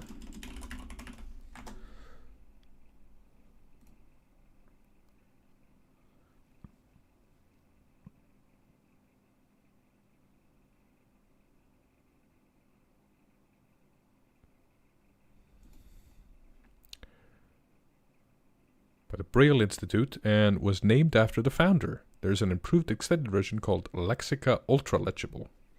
I didn't know that. That's really cool. I'm a big fan of Atkinson Hyperlegible. I recommend that people check it out and try it. Because also, whenever you open a document and it's in the default font, you kind of go, ew.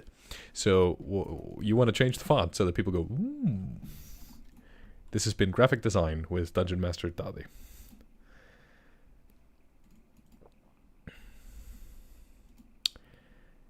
Yes.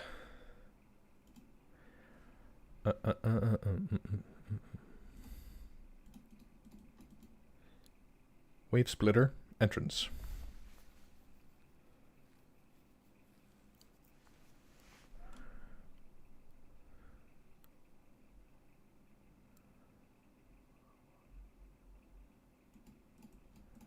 Right?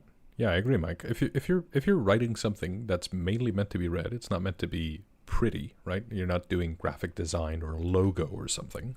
Make it pretty. No, make it legible. Opposite. It can be both, and I think Atkinson is both. I think it's beautiful to look at, and I think it's incredibly legible. Sometimes I see fonts that make me think I have dyslexia, even though I really don't.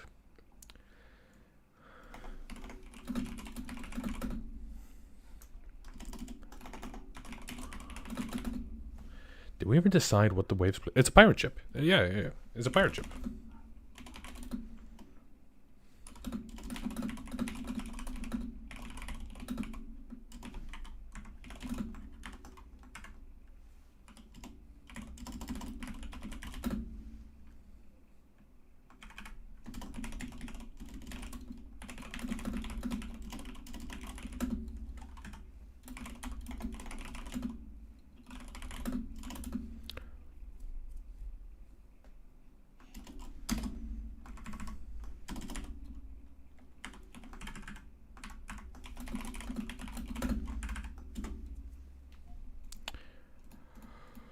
Is that not how you write aground? How do you... schooner. Schooners were frequently the most used by pirates. Schooner. Let's look it up. Yeah.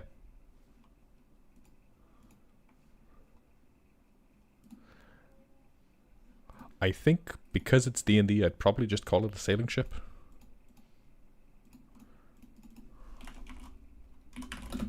So is there mechanics for that? Aground, yeah, I'm running it right.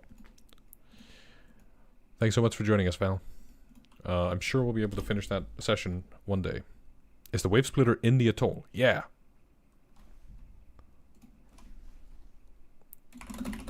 Let's clear that up even more. More clarity, more better. That's the point, guys. If and gals, ladies, folkses, if you're writing something and it's not for you, you need to explain it. And you may think that you've done a good job explaining it.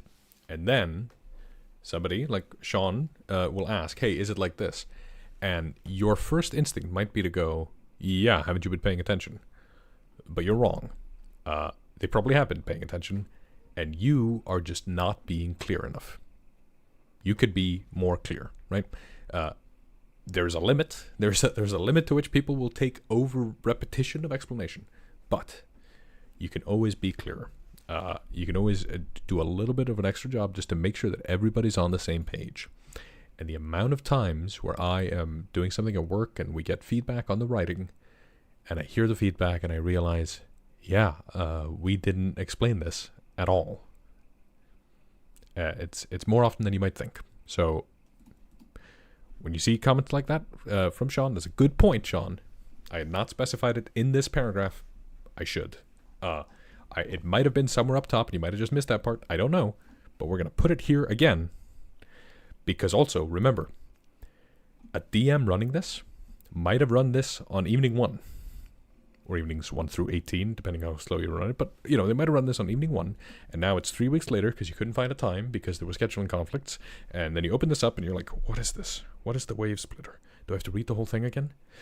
I mean, it's just a couple of extra pages, but we're about to start, and I just came, and we were cooking dinner, and I just came into here, and now I'm sitting down, and then they're all looking at me going, when are we going to start playing? So, put it in. Make everybody's lives easier. Cost 3 extra words. No big deal. Hey, Demo. Nice to meet you. So, there's a whole deck of cannons.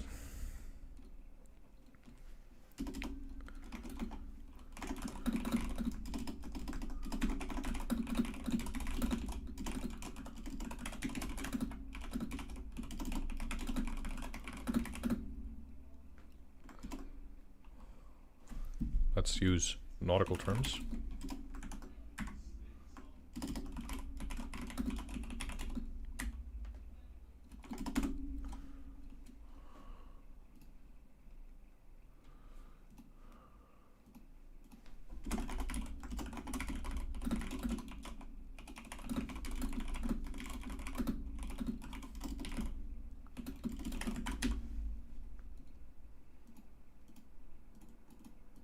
Actually, you can't climb the seaweed, can you?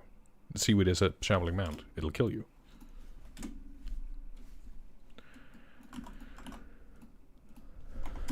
W1.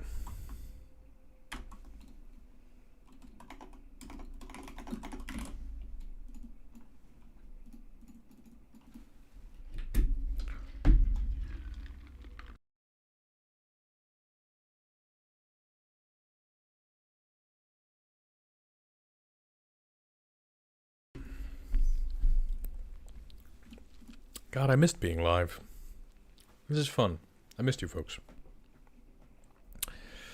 You can climb it to your death. Does that count? Should. Assume those are Greek letters? I don't know how to pronounce your name. Good sir or madam. Or something in between or both or otherwise.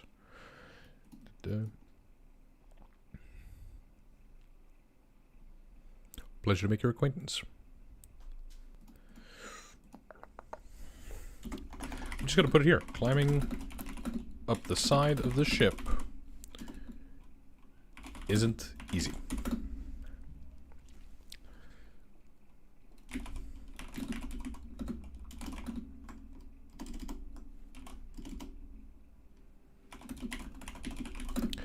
I'm going to try and avoid terms.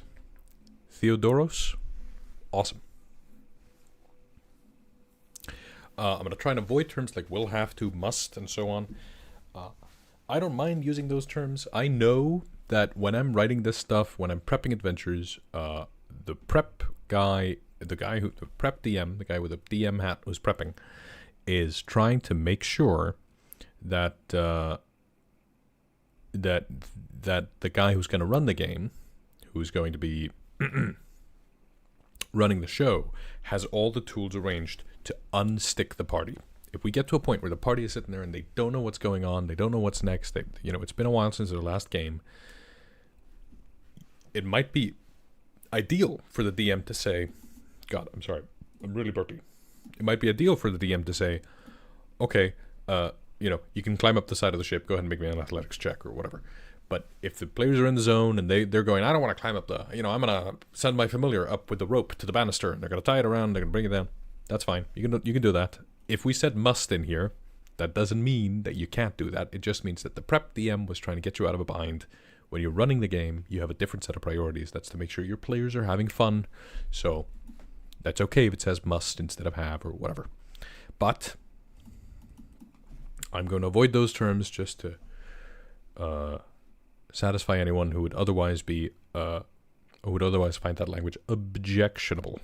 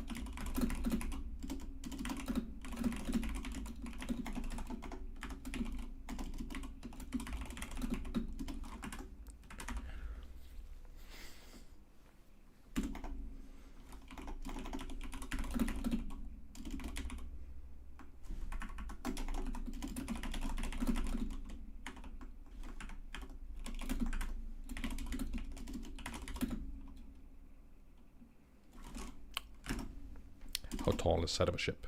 10 feet? 20 feet? 15 feet?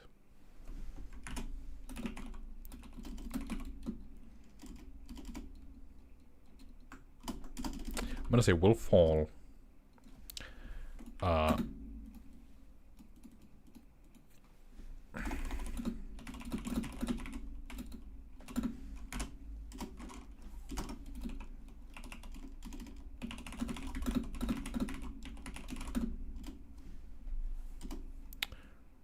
Just going to say 20 feet tall. Tavesh was talking to us about schooners earlier. We're going to assume that he's correct.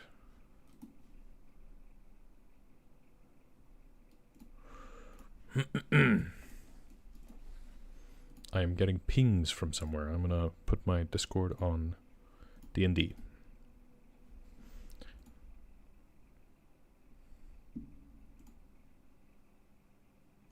Ooh, potentially remind the DM that the vines are part of the mound. Yeah. So let's delete this, not this, and then go here.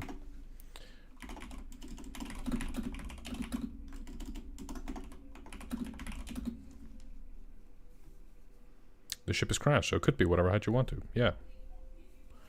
I didn't know Discord could do D&D. Ha!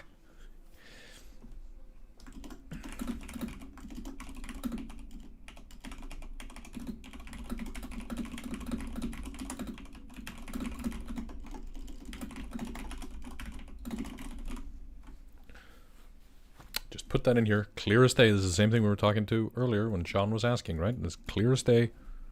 Explain this to the DM. Hi, Kenny. It's late evening here, but good afternoon for you.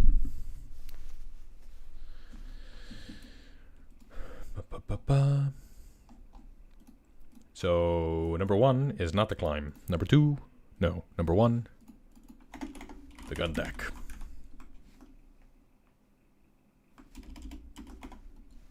Hang on, there aren't cannons. I was lying.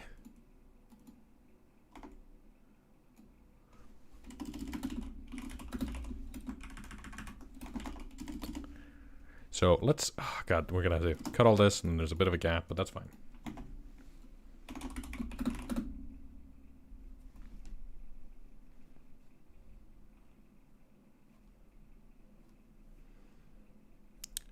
Could entry be made through a hole in the hull as an alternative route? Yeah, that would be cool. That would be cool.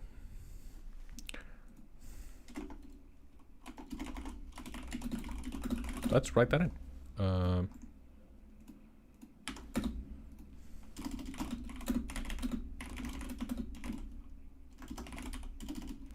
Hole, not hole. Hole in the gun deck?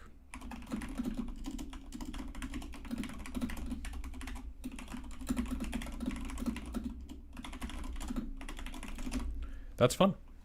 I love jack casing my dungeons. We're going to make a whole video about jack casing the dungeon.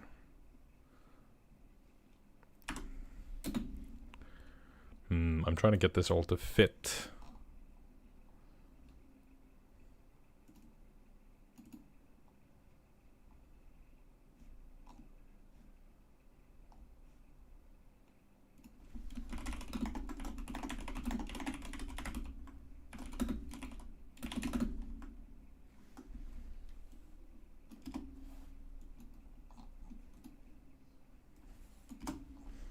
Look at me go. All right.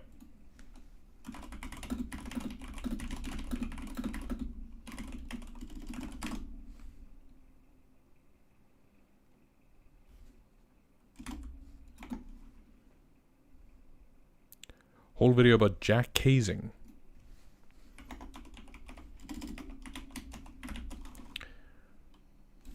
Jack casing the dungeon. I'm typing it in chat. Yeah. Named after Janelle Jacques, legendary dungeon designer.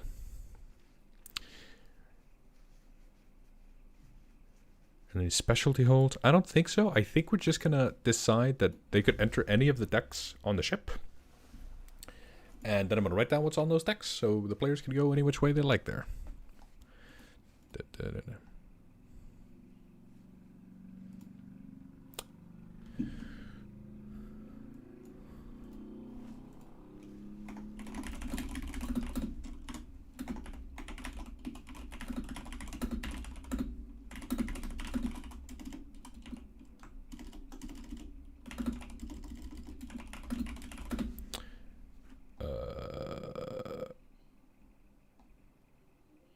Did we put in a cannon golem? Am I remembering that correctly?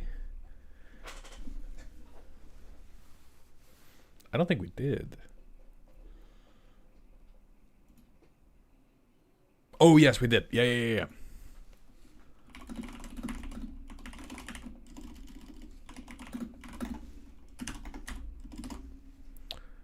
Definitely. Yeah. Cannon golem is in the treasure room. I forgot. I forgot.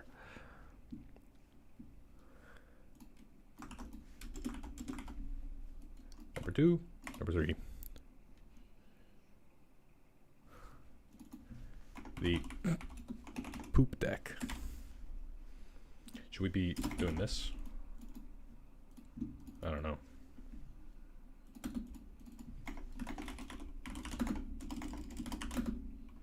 God. One of these days, I'll learn how to type.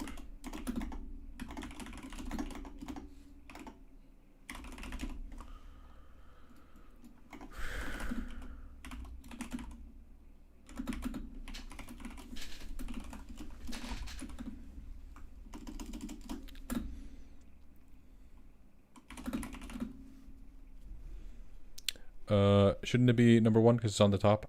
No, and the reason I'm doing it like this is because it's gun deck, poop deck, and then captain's quarters at the edge of the ship at the castle quarter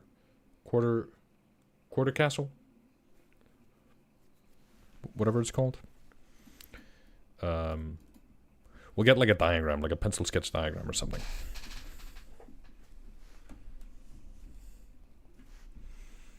Yeah, Theodoros. I have a player who takes all their notes in Icelandic and then roleplays in English, and then gets confused because he's like, is it this? And I'm like, what are you talking about? It's not much better than a player who refuses to hear when we spell things out to her, and she just writes it down the way it sounds to her, and then she reads it back out loud in a completely different way. We don't know what it's called. Yeah, the quarterdeck. The back end.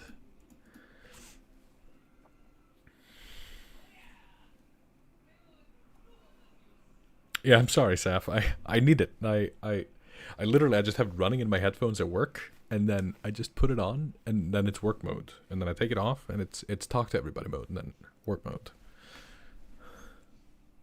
Hilarious. I need it. It's yeah.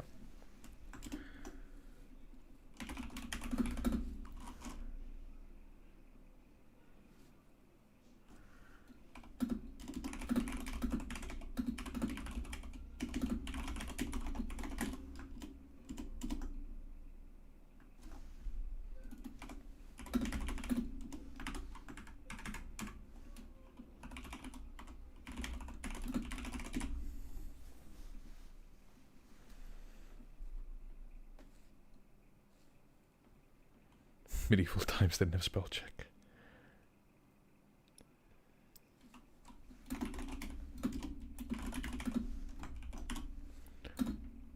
Eight pirates. 2. So we should go 8 pirates, 2 bosuns, pirate captain. No. Bandit captain. I'm trying to do this roughly in the format you would see in a WotC module.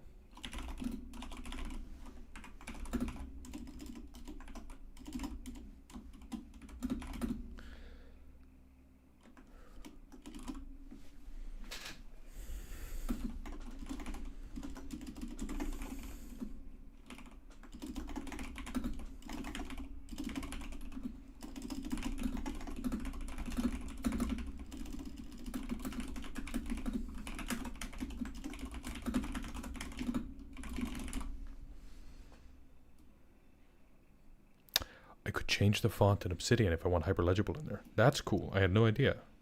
I really didn't. I knew I could change the font in there. It hadn't occurred to me to put a hyperlegible in there.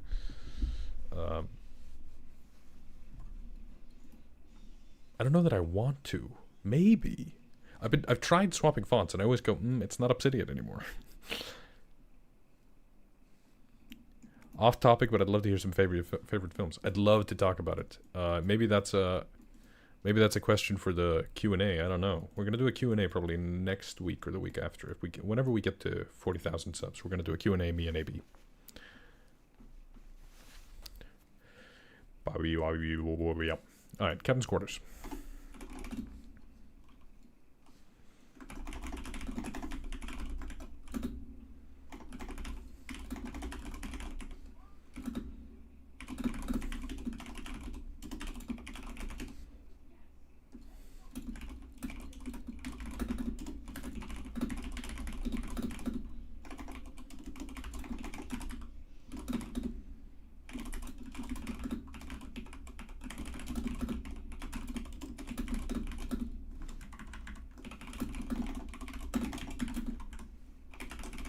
Notice we're going to bake into this the idea that in the captain's quarters, if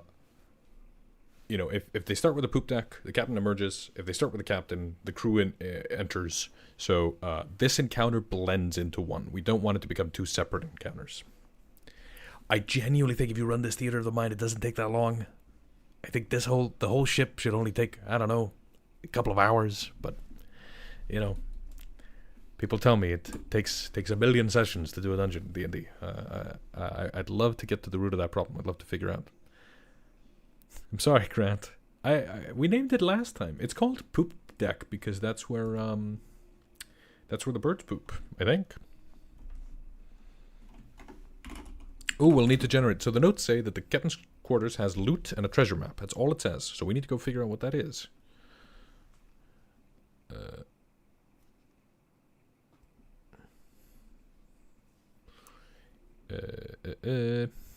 Problem is pacing, and it's fairly unique per group. Yeah, it's true. That's probably true. I'm such a dictator when it comes to table time. Like, people want to chat or they want to argue about their turns. I turn up the music and I go, "What are you doing? What's happening?" You know? I want to go. When we start playing, I want to go.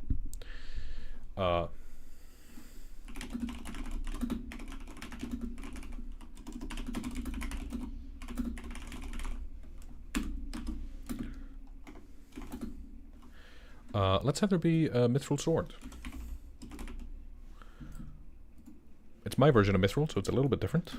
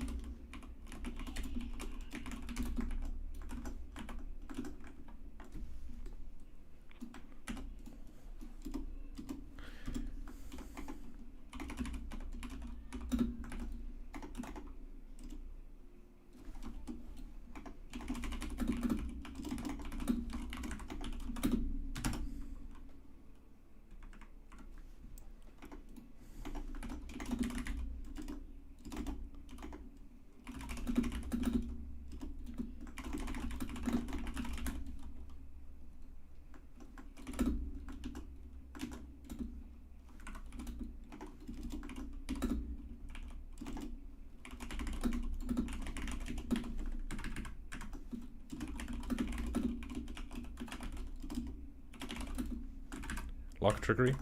Y'all remember lock trickery? Gives you disadvantage on trying to unlock it.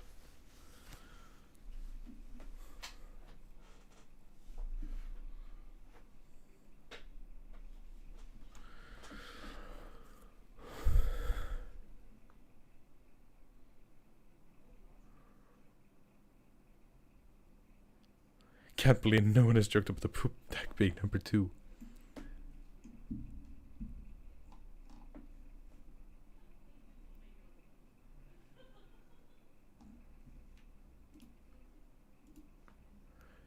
Treasure map to signify next mission. Yeah, let's put that in here as well.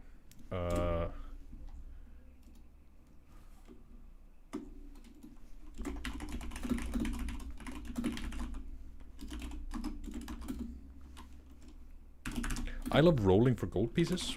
I think it's a lot of fun. I think there's something classic about it.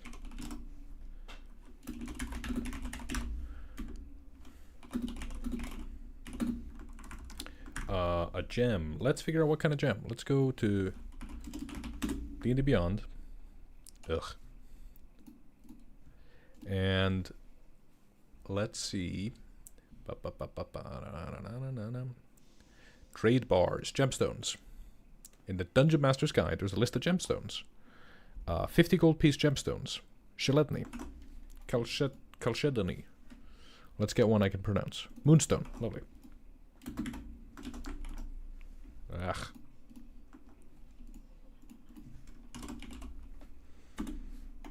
And let's get art object.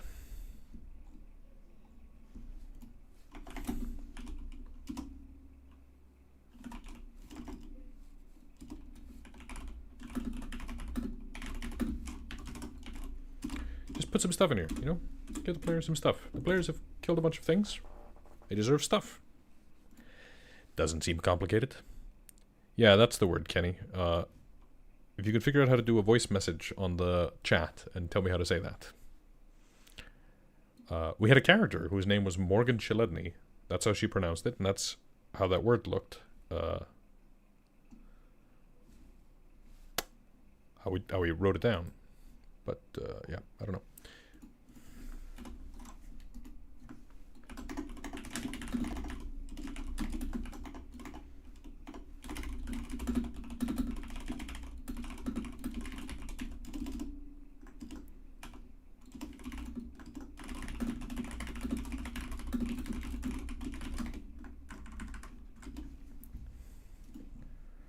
There we go. We just put that in here. Leave it as homework for the GM.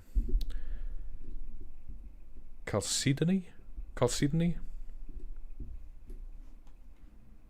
Is the differentiation between writing out gold pieces and using the acronym GP? No, I just think this would look a bit odd. That's really it.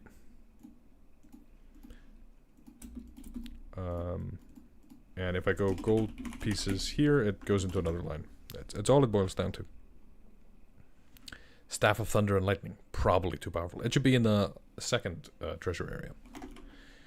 Hey, it's 10 o'clock and I'm not done, but we are pretty close to done. The cave. How do we get into the cave?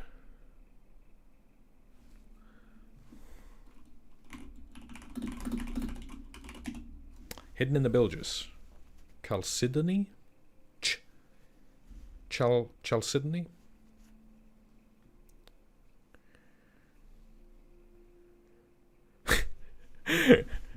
You're welcome, Crystala. I love the idea that I'm recommending people to Matt Colville. If you want to watch our channel but with better advice, go check out Matt Colville. Seriously though, dude's a legend. He's the goat. Hidden in the bilges. There's we have to get into the reef here, but I don't know how to do it. Because I want to go up the ship. Sorry, I'm gonna futz with the microphone. I want to go up the ship to where the pirates are, but then I need to go down again to where the bilges are. Okay, so let's just put a letter in here. No, that doesn't make sense. Ah, God, how do we get them into the bilges?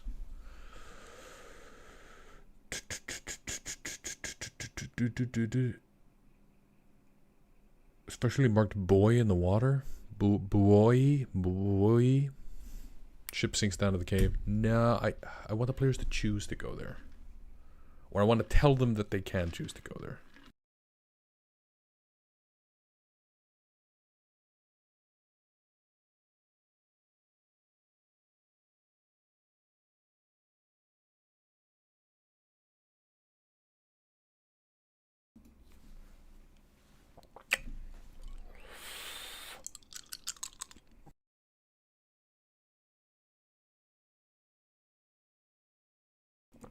Boy. Thank you, Magnus. It seems you've joined in the nick of time. Finally, we have a moderator.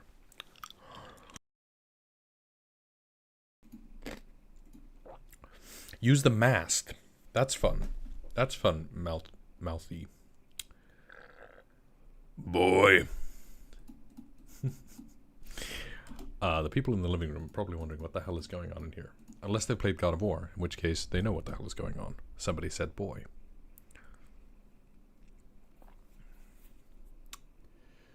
The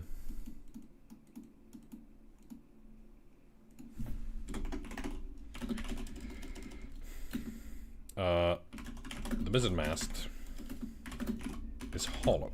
Is that weird? That's pretty weird, right? I think it's pretty weird.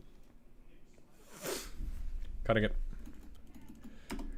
My shirt is irritating me.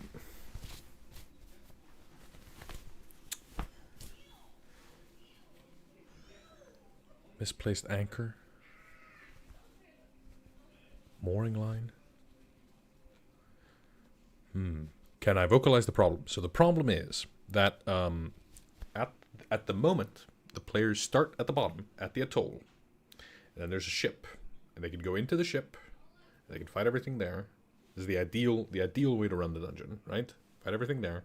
And then they have to go into this cave system where all the rest of the adventure is. But why did they go there? How did they find it? If they get onto the ship and there's a hole through the bottom of the ship, why don't I just make there be a hole through the bottom of the ship and they could choose whether to go down the hole first or whether to first fight the captain? Yeah, let's do that. Let's just do that. I'm just gonna do W4 poop. Sorry, the hole. It's in the hole. Just there's a big hole in the ship, and if the players want to start by going down, they get on the ship and they're like, "Oh, it's a big hole." Let's go down the hole. Let's ignore all the pirates up top. That's fine. That just means they miss out on this treasure map, this sword, and this bit of gold and stuff, right? That seems perfectly fine to me. They are allowed to do that. What a time to join. Poop hole. Thanks, Joshua. You're probably joining around the tail end, everybody. Everybody who's hopping on right now. Jack hazing dungeon. That's right. Let's Jack haze this a little bit. I love a good bit of Jack hazing. No, the map is something else. The map is, another thing, another bit of treasure. That's where they were going, and they didn't go there, right? Then the players can go do that adventure.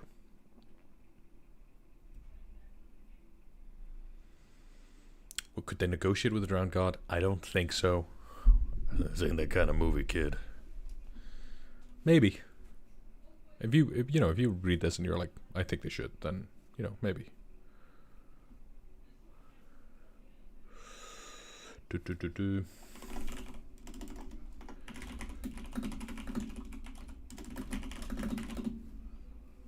Big, dank, big, purple, big, dank, purple, hang on. Big, dank hole, covered in bioluminescent. Nope. I tried so hard, and it did not succeed. Mushrooms. Let's do fungi.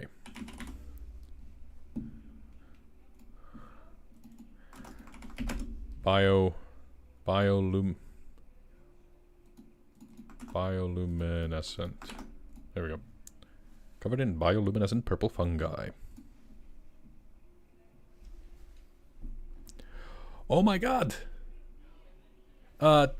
Delver, fellow dungeon tuber Sean from Delver, just sent me an incarnate map of the atoll. What an absolute legend. We're just gonna plug that right in here. Thanks, Sean. You're the best. Goodies, atoll, save.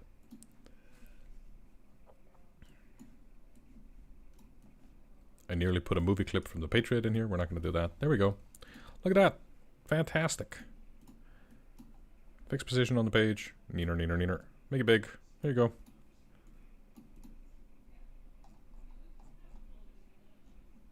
Awesome. Look at that. Look at how great this is. Dude just threw that together. Shout out to Sean, everybody.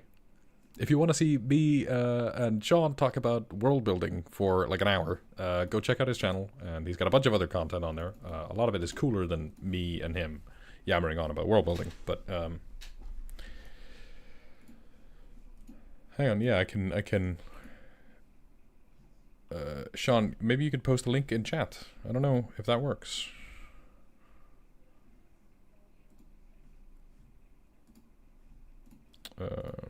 Or maybe Magnus can go find Delver the Delver on YouTube.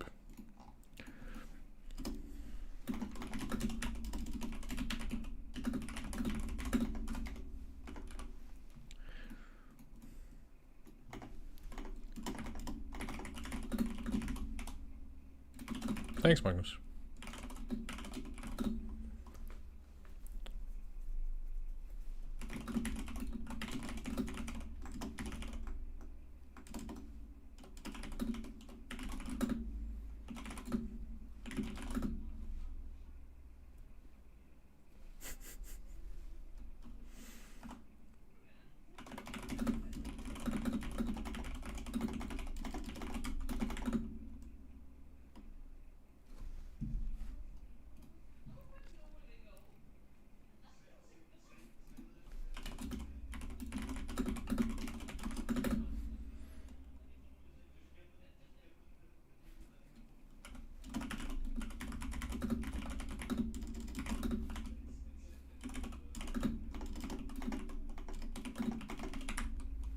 The wreath.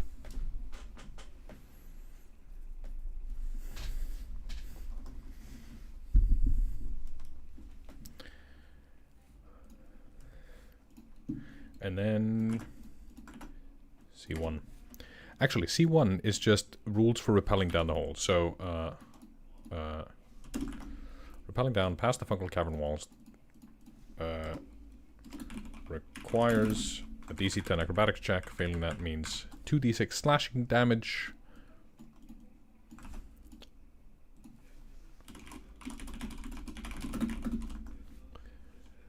The fungal cave walls, taking 2d6 slashing damage on the way down. I'm gonna up this.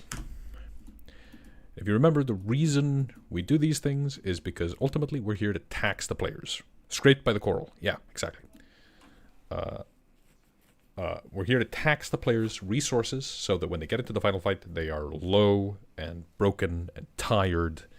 And that's going to make it harder for them to succeed. And that's going to make the boss fight more epic.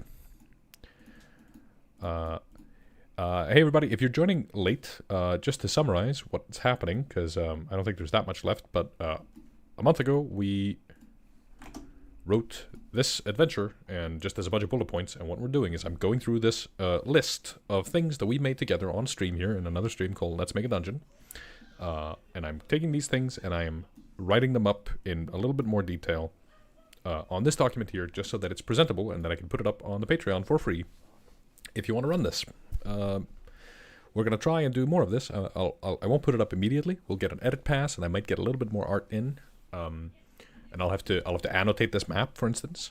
And then I'll put it up in May, which we're now going to call Dungeon Mayhem. And I'm going to have that awkward pause in there every time. And we're going to put this dungeon in there. We're going to put a spaceship that I've already made. We're going to put the All Hail Gek adventure, and I'm going to make a 5-room dungeon as well, and Dungeon Mayhem is going to be full of dungeons, and all the videos on the channel are going to be about dungeons. So if you're excited about dungeons, then stay tuned for that. If you're not excited about dungeons, I'm going to prove you wrong and make you excited about dungeons. Dungeon may cry.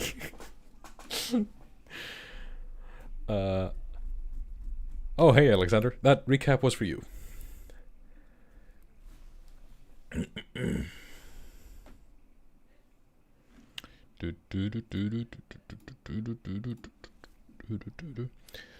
What happens in here?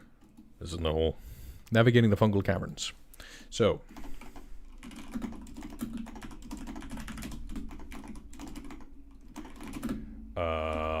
lattice weave. Once at the bottom of the hole,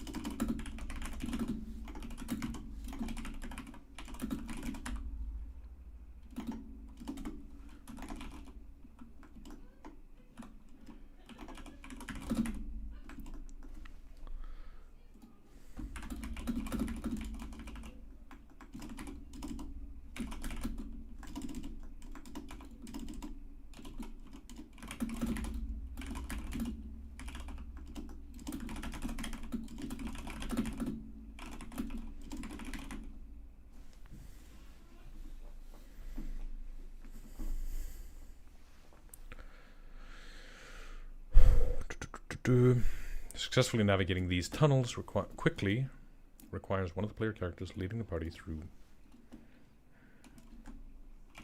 with a DC 15 survival check. On a failure.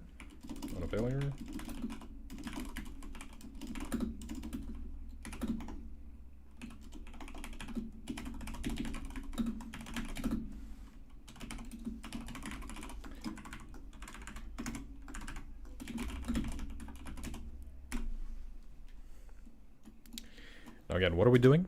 What is the purpose of this scene here? Right? They land, there's a huge lattice weave of caves. What is the purpose of this scene? It is to continue to test the player's resources. Everything we do in this dungeon is pushing us closer and closer towards a breaking point. Right? If you remember the video on stopping the Nova, running more encounters in a day, right? If you remember our video on action economy and the resource economy, you know that 5e is built on the bones of this idea that you're slowly running out of resources. So what do? We create encounters like this one, where one of the resources we're challenging is, do you take fall damage going into the hole? Do you successfully navigate the tunnels? If not, we make the boss fight tougher, right? We have all these things that layer onto, because what we're building towards is this centerpiece, the boss fight, and that is going to maximally challenge our characters. Everything up until this point has been about taxing hit points, been about having fun, killing some bad guys, rolling dice, having a good time. And then you get to the bottom, and now you're fighting the big boss fight. That's when everything gets challenged, and we really ramp it up to 11. This is supposed to be C1. This is C2.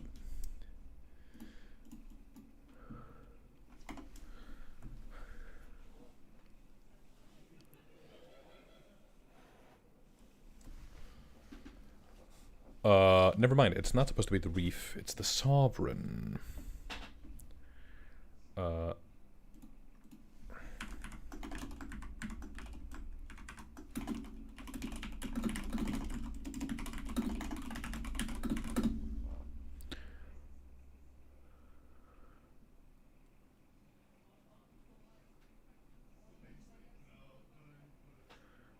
In C2.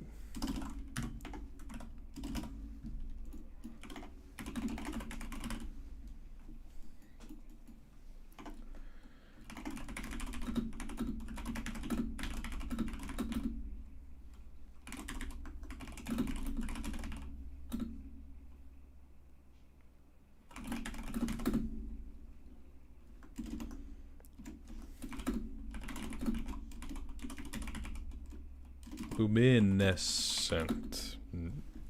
Extra C. Do we do it? No. One of these days, I will learn how to English. But not this time. God, can we have a civilization? There we go.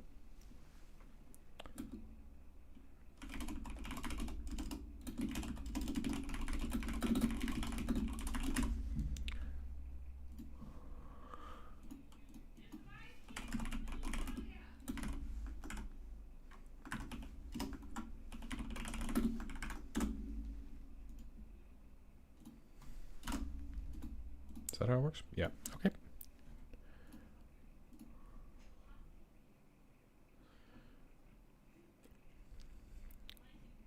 Four encounters in a day today. Damn. All in the same session? That's impressive. My goal was just to lengthen the day. Like, longer between long rests. We still do like 1, 2. We've done 2 or 3 fights in a session, but 4? Did you have fun?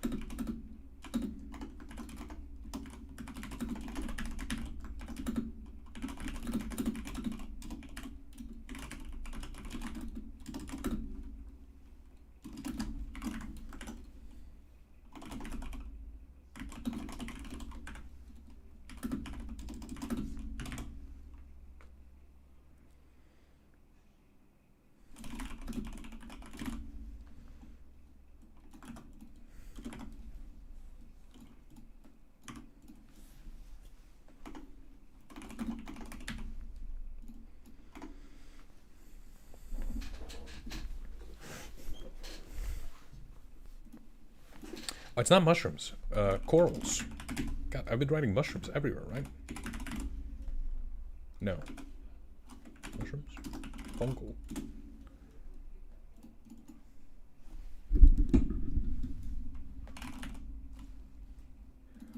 Let's change it to spore.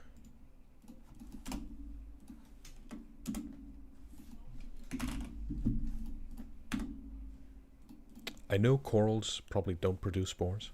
Oh, they were all small fights and over a 5-hour session. Yeah, we're weird like that. No. I run 5-hour sessions. Longer sessions make me happier. Because by the time we get to hour 3 is when we actually start really getting into it. Everything else is just foreplay.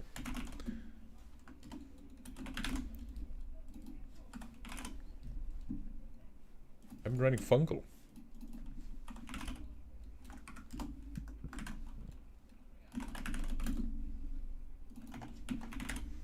Nobody point this out? Maybe they did and I just ignored them. That does sound like me. Corals can't produce spores. Yeah.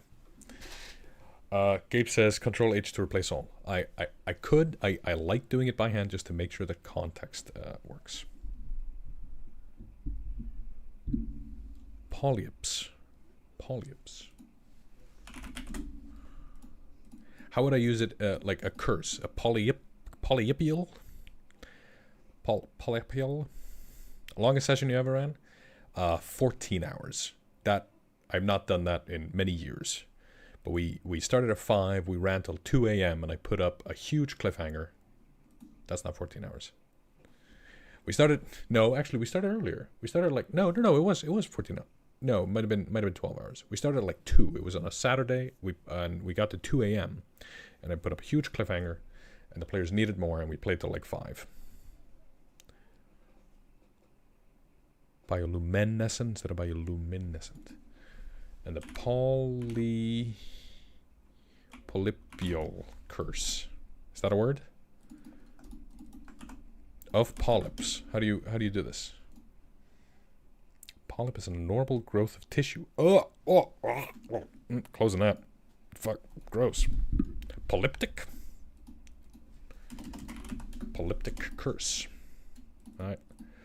Let's venture onto Google again.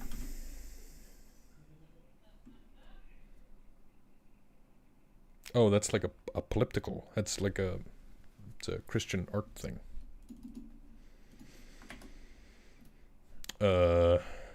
Magnus, do you know the answer to this?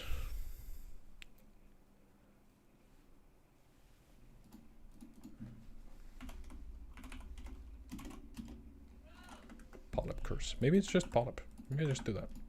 I'll leave it like this, and Magnus will have to deal with this later. You're editing all of this, by the way. This is a preview of the work you have to do.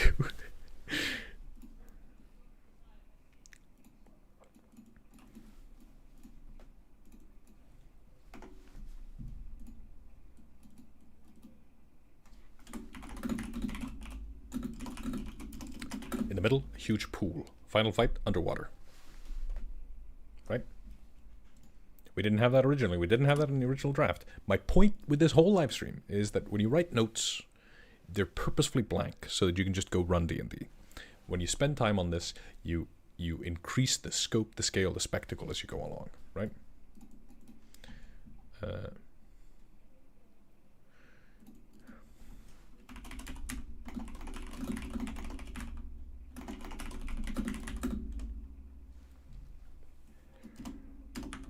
we go.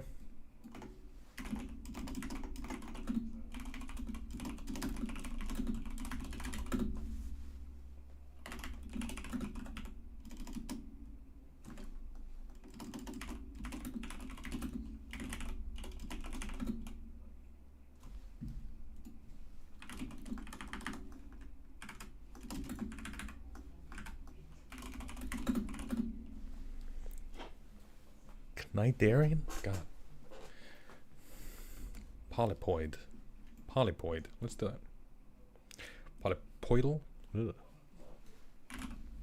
Polypoid monstrosity. And then a polypoid curse. Alright. I'll leave you to do more research.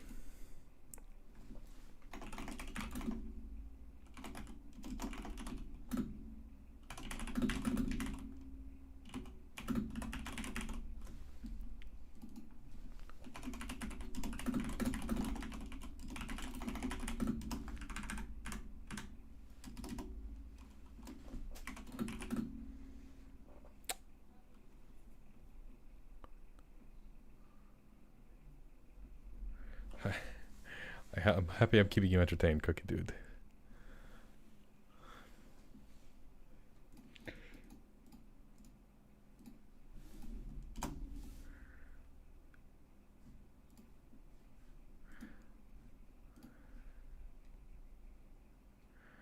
Oh my god. Anna just posted in the Discord a picture of me on the TV as they're watching me stream. Hi guys. There's a hyphen, 200 foot. Sapiens in the material plane is... What is it? What's it called? What's it called? It's not the violet fungal necro. I just heard him yelp. Phil's here. Phil from Bonus Action. Hey Phil, how you doing? I've been crashing his live streams. This seems only fair. Is the agent. Just call him that. Violet Fungal Necro Hulk. If you remember in the Monster Manual, Violet Fungal Necro Hulk is under F for fungus, not fungal.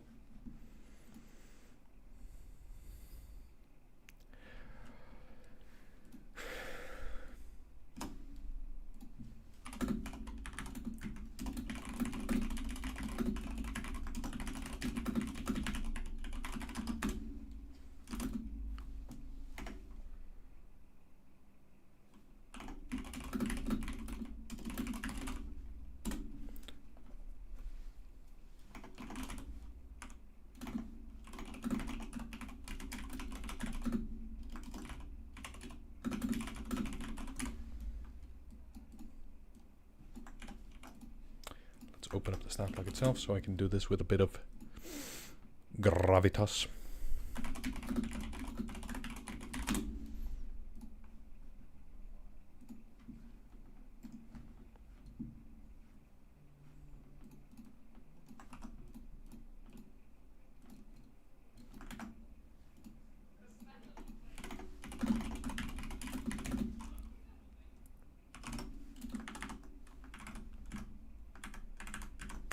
Remember the video on boss battles? Just sort of marinating the meat a little bit, rubbing in some spices.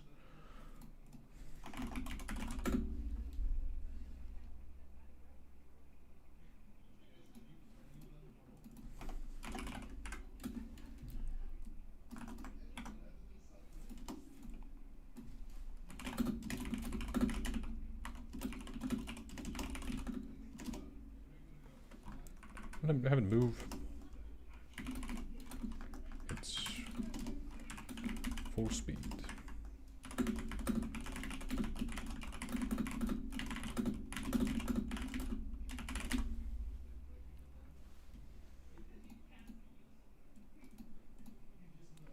I don't know if that's rigorous language, but I'm sure that Magnus will help me with his edit pass.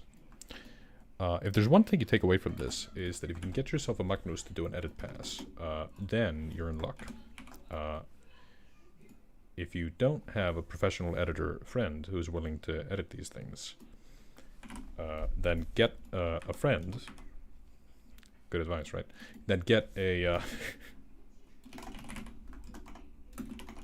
get a friend who is a pedant, and this pedant will poke holes in all your things. And you'll dislike it, but it'll get your stuff better. Spores burst out of cloud.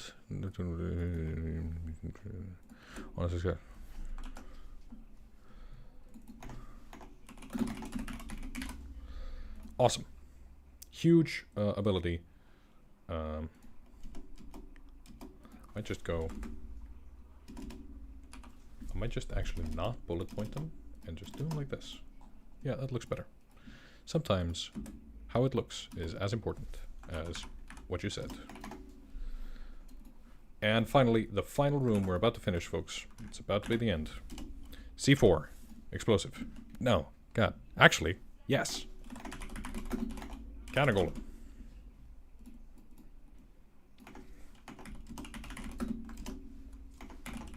Ooh, actually, how do we put the cannon golem somewhere if 260, nice. 260 isn't nice. There we go.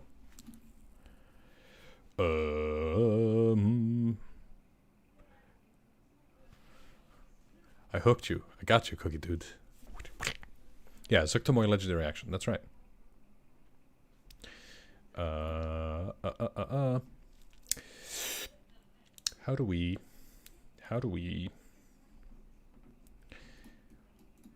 If they're underwater, where's the treasure room? Is the treasure room also underwater? Is it more underwater? Underwaterer. Fighting the Necrohulk underwater seems cool. Fighting a cannon golem underwater seems funky. What is a cannon golem? It's an iron golem, probably.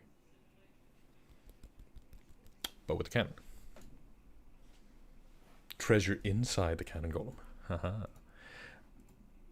Actually, we're just gonna put it connected to this. Right?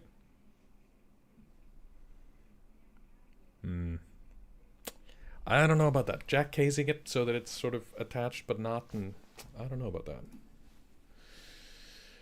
Treasure golem. Nah, cannon golem. That's where all the cannons went. The cannons were missing. They're in the cannon golem.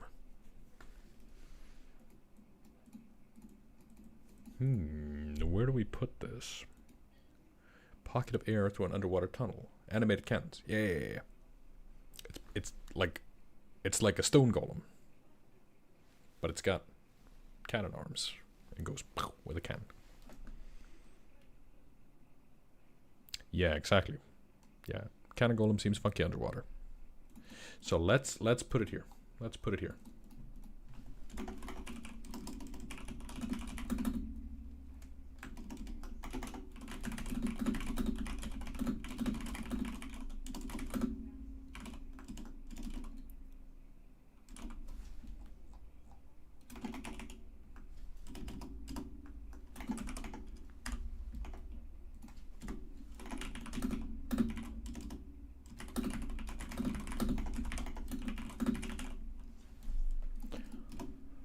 Do that, and we'll figure it out. Like Blastoise? No. You guys aren't getting it. Cannon golem. Hang on.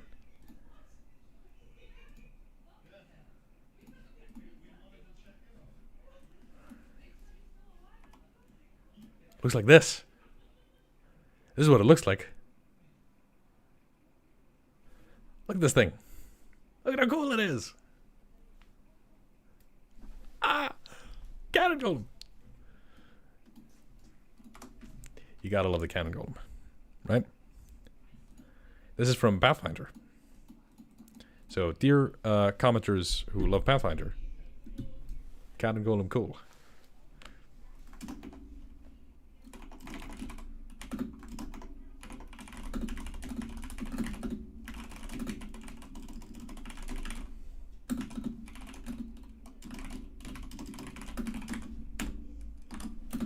How much gold is there? Like a lot, right? I'm just staring at my keyboard trying to decide a number.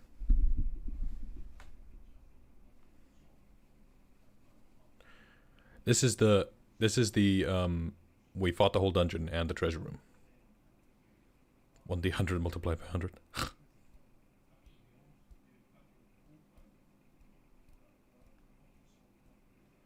That's right, Crystalla. Now you have to make a choice. We fought the cannon golem, now we're weak. We're gonna let the Necrohulk conquer local town? I love local town. We can't let it do that. Or we can take the treasure and run. Yes, Gabe! Yes, you're right.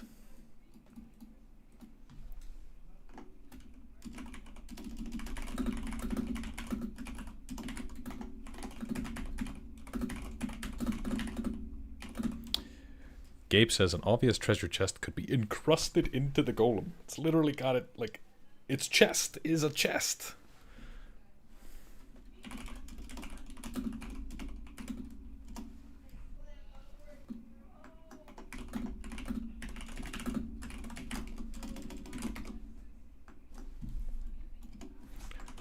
No, none of this sentence structure makes sense.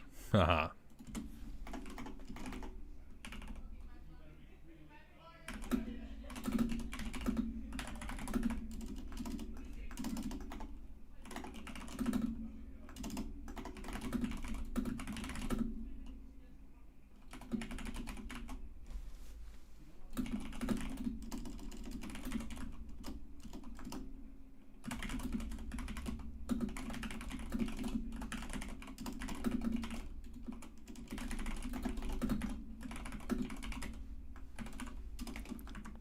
Can't bold it because it's not in the monster manual.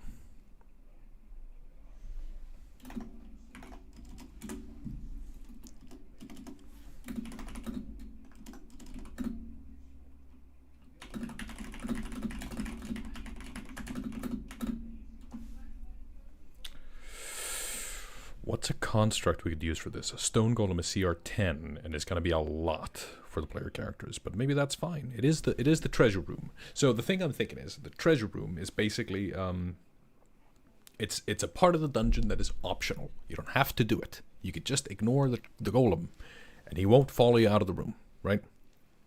But if you go fight the golem, you get all of its treasure, right? This is just this little game design, little hook here. You fight the golem, get the treasure. Helmed Horror. Let's have a look at the Helmed Horror, or the Necrohulk is CR 7. Ideally, we'd use the Shield Guardian and then like completely reconstruct it. I could do that. Not right now, but I could do that. Helmed Horror, CR 4. But it's immune to some spells. Actually, just a slightly beefed up Helm Horror is, I think, a lot of fun. Yeah, I think that's a good idea. Thanks, Kenny.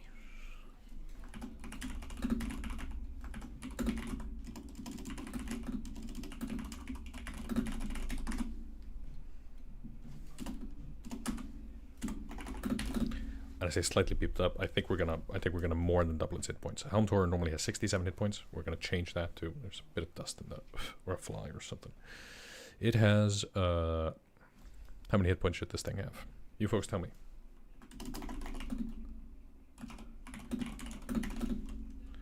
Blank hit points.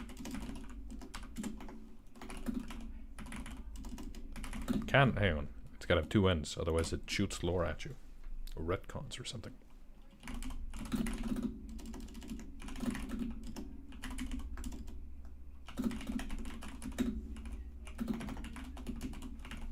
Let's open up the firearm rules. And let's stick a broadsider in here.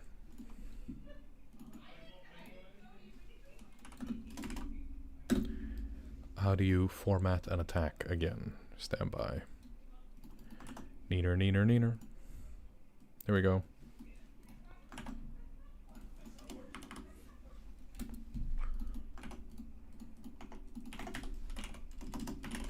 Range attack roll +6. Range 200 feet.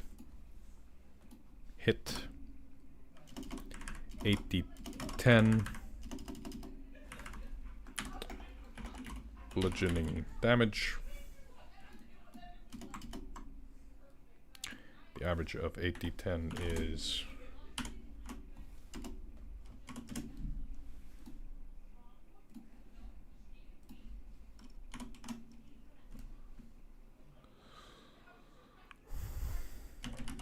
44.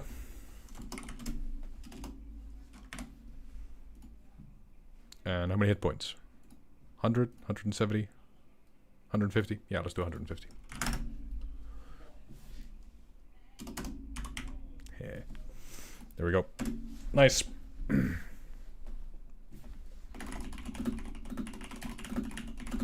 Inside the treasure chest.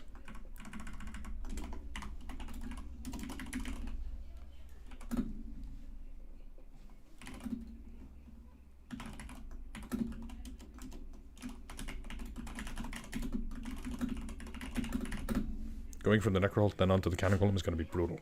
Yeah. That's the point. So the treasure chest has to have some good stuff in it. Let's get that Staff of Thunderbolt and Lightning very, very frightening in here and stuff like that. Could retrieve the treasure chest embedded in the Golem's chest. Oh my god, I've been doing all of this with the wrong spell checker. Go on. No, I haven't. It's been catching things. Broadsider is correct. If you like the idea of a cannon or cannon rules, how does the Broadsider interact with its multi-attack feature? It can only do it once. Let's just do a new action. That should be clear, right, Magnus? If you want cannons in your game or firearms, you can come by the Patreon. Hey, Abby, I'm just wrapping up. Okay. Hello. Hello! Wow. Can the broadside be salvaged? Ooh, yeah. She's back from band practice, in case you couldn't tell. If killed the player can read, they could also salvage the broadsider. So if you want those rules, they're on the Patreon for the Mystic Adept patrons, and also you'll also get the Warlord class at that tier right now, and anything we put in the future.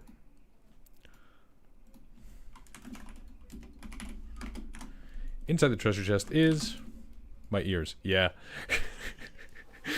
Yeah. That's my girl.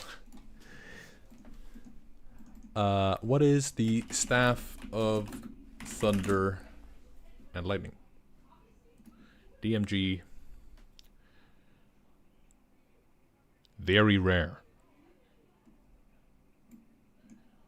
Extra lightning damage.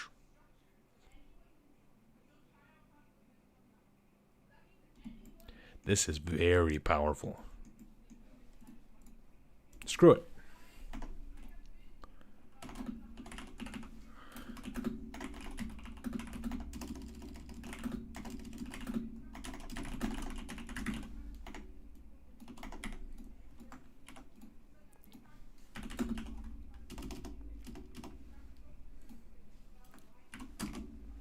What else is in here, folks? A lot of money. Let's do 500 times 3d20. No idea what's the range on that. That's too much.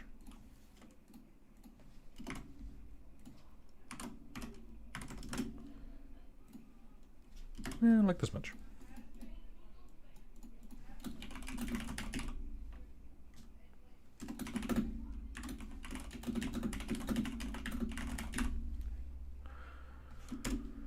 Let's get one more thing.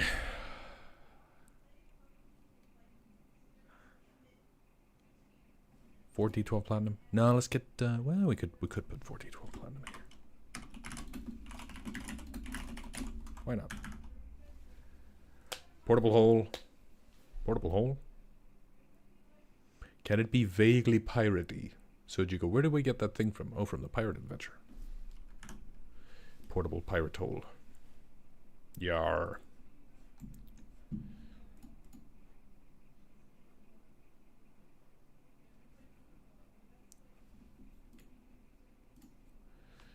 Honestly, just like a flintlock.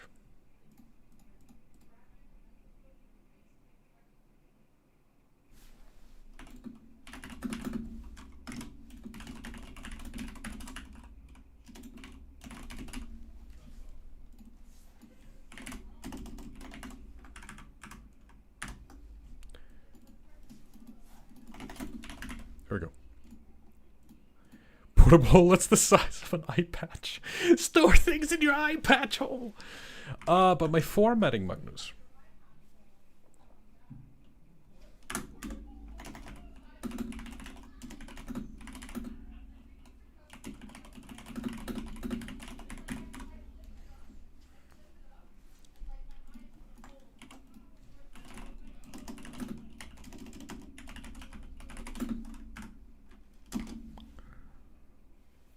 Love it.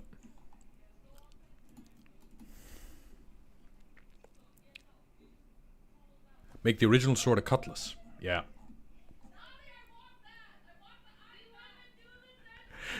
The living room people are saying they want to do this dungeon in Kingmaker, our main game.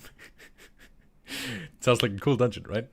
I think it's gonna be a lot of fun. I don't think we're doing this. Sorry. You could run this.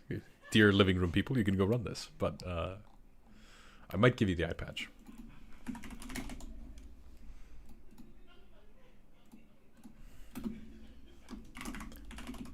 Rapier. No. Longsword. Scimitar. Let's just make it a scimitar. Give me the portable eye patch hole. Give Maeve the fucking portable eye patch hole. No. Yeah. No, I've spoiled it. No, I want it. There is a there's a there's a violent revolution happening in my living room. Soon I will be ousted, and it'll just be Mystic AB, and I'll be gone. I will have been thrown off a balcony and drowned in a hot tub. That may be overkill doing both, but that's how she operates. Anyway, here we go. This is a 5-page dungeon. It's 3 5-room dungeons. It's got a whole arc to it. It's got a treasure map that hooks into your next adventure. It's got a bunch of crazy magic items at the end, including an eye patch. No cursed items. Alright, fine. A shield of missile. No, you know what it is? A bag of devouring. My favorite cursed item. There you go, Malty. She has an eye patch, not in her solo campaign. In the main game we play, she desperately wants the maybe. It's got a treasure map that hooks into your next adventure. It's got a bad guy, the Reef, and it's got an agent, this Necro Hulk. But you could bring the Reef back later if you want. It's got a cannon golem. Where else are you going to get a cannon golem in Pathfinder? But it's got a cannon golem in 5e. Where's he going to get that? I'm sure there exists a conversion. It's got this sort of escalating stake, so as you go through the dungeon, you're going to get drained of resources. It's got a hole. It's got this pirate ship. It's got hooks into it. It's got this map that Sean made. I think this is an awesome adventure, and when we get done editing it and getting a little bit more art into this, it's probably going to be a 6-page thing. It's going to be available on the Patreon. Thanks so much for watching, everybody. I think that's where we're going to pick it up next time. It's been an absolute pleasure making this with you and being back live after a month break. I look forward to doing many more lives this month and next month when we do Dungeon Mayhem. Other than that, this channel is run by me and my girlfriend. If you want to support us directly, consider coming by our Patreon, where we have stuff like this. We also have a class and firearm rules. We also have our Discord, which is members exclusive, and anybody who goes on there, they can talk to the other people who are making incredible things. They're making crafts on there. It's all kind of incredible. This stream is brought to you by Homie and the Dude. If you go check out their store and use the coupon code MYSTIC, all caps, you get 30% off their products. Other than that, thank you for watching. We'll see you next time. And until then, keep studying the mystic arts.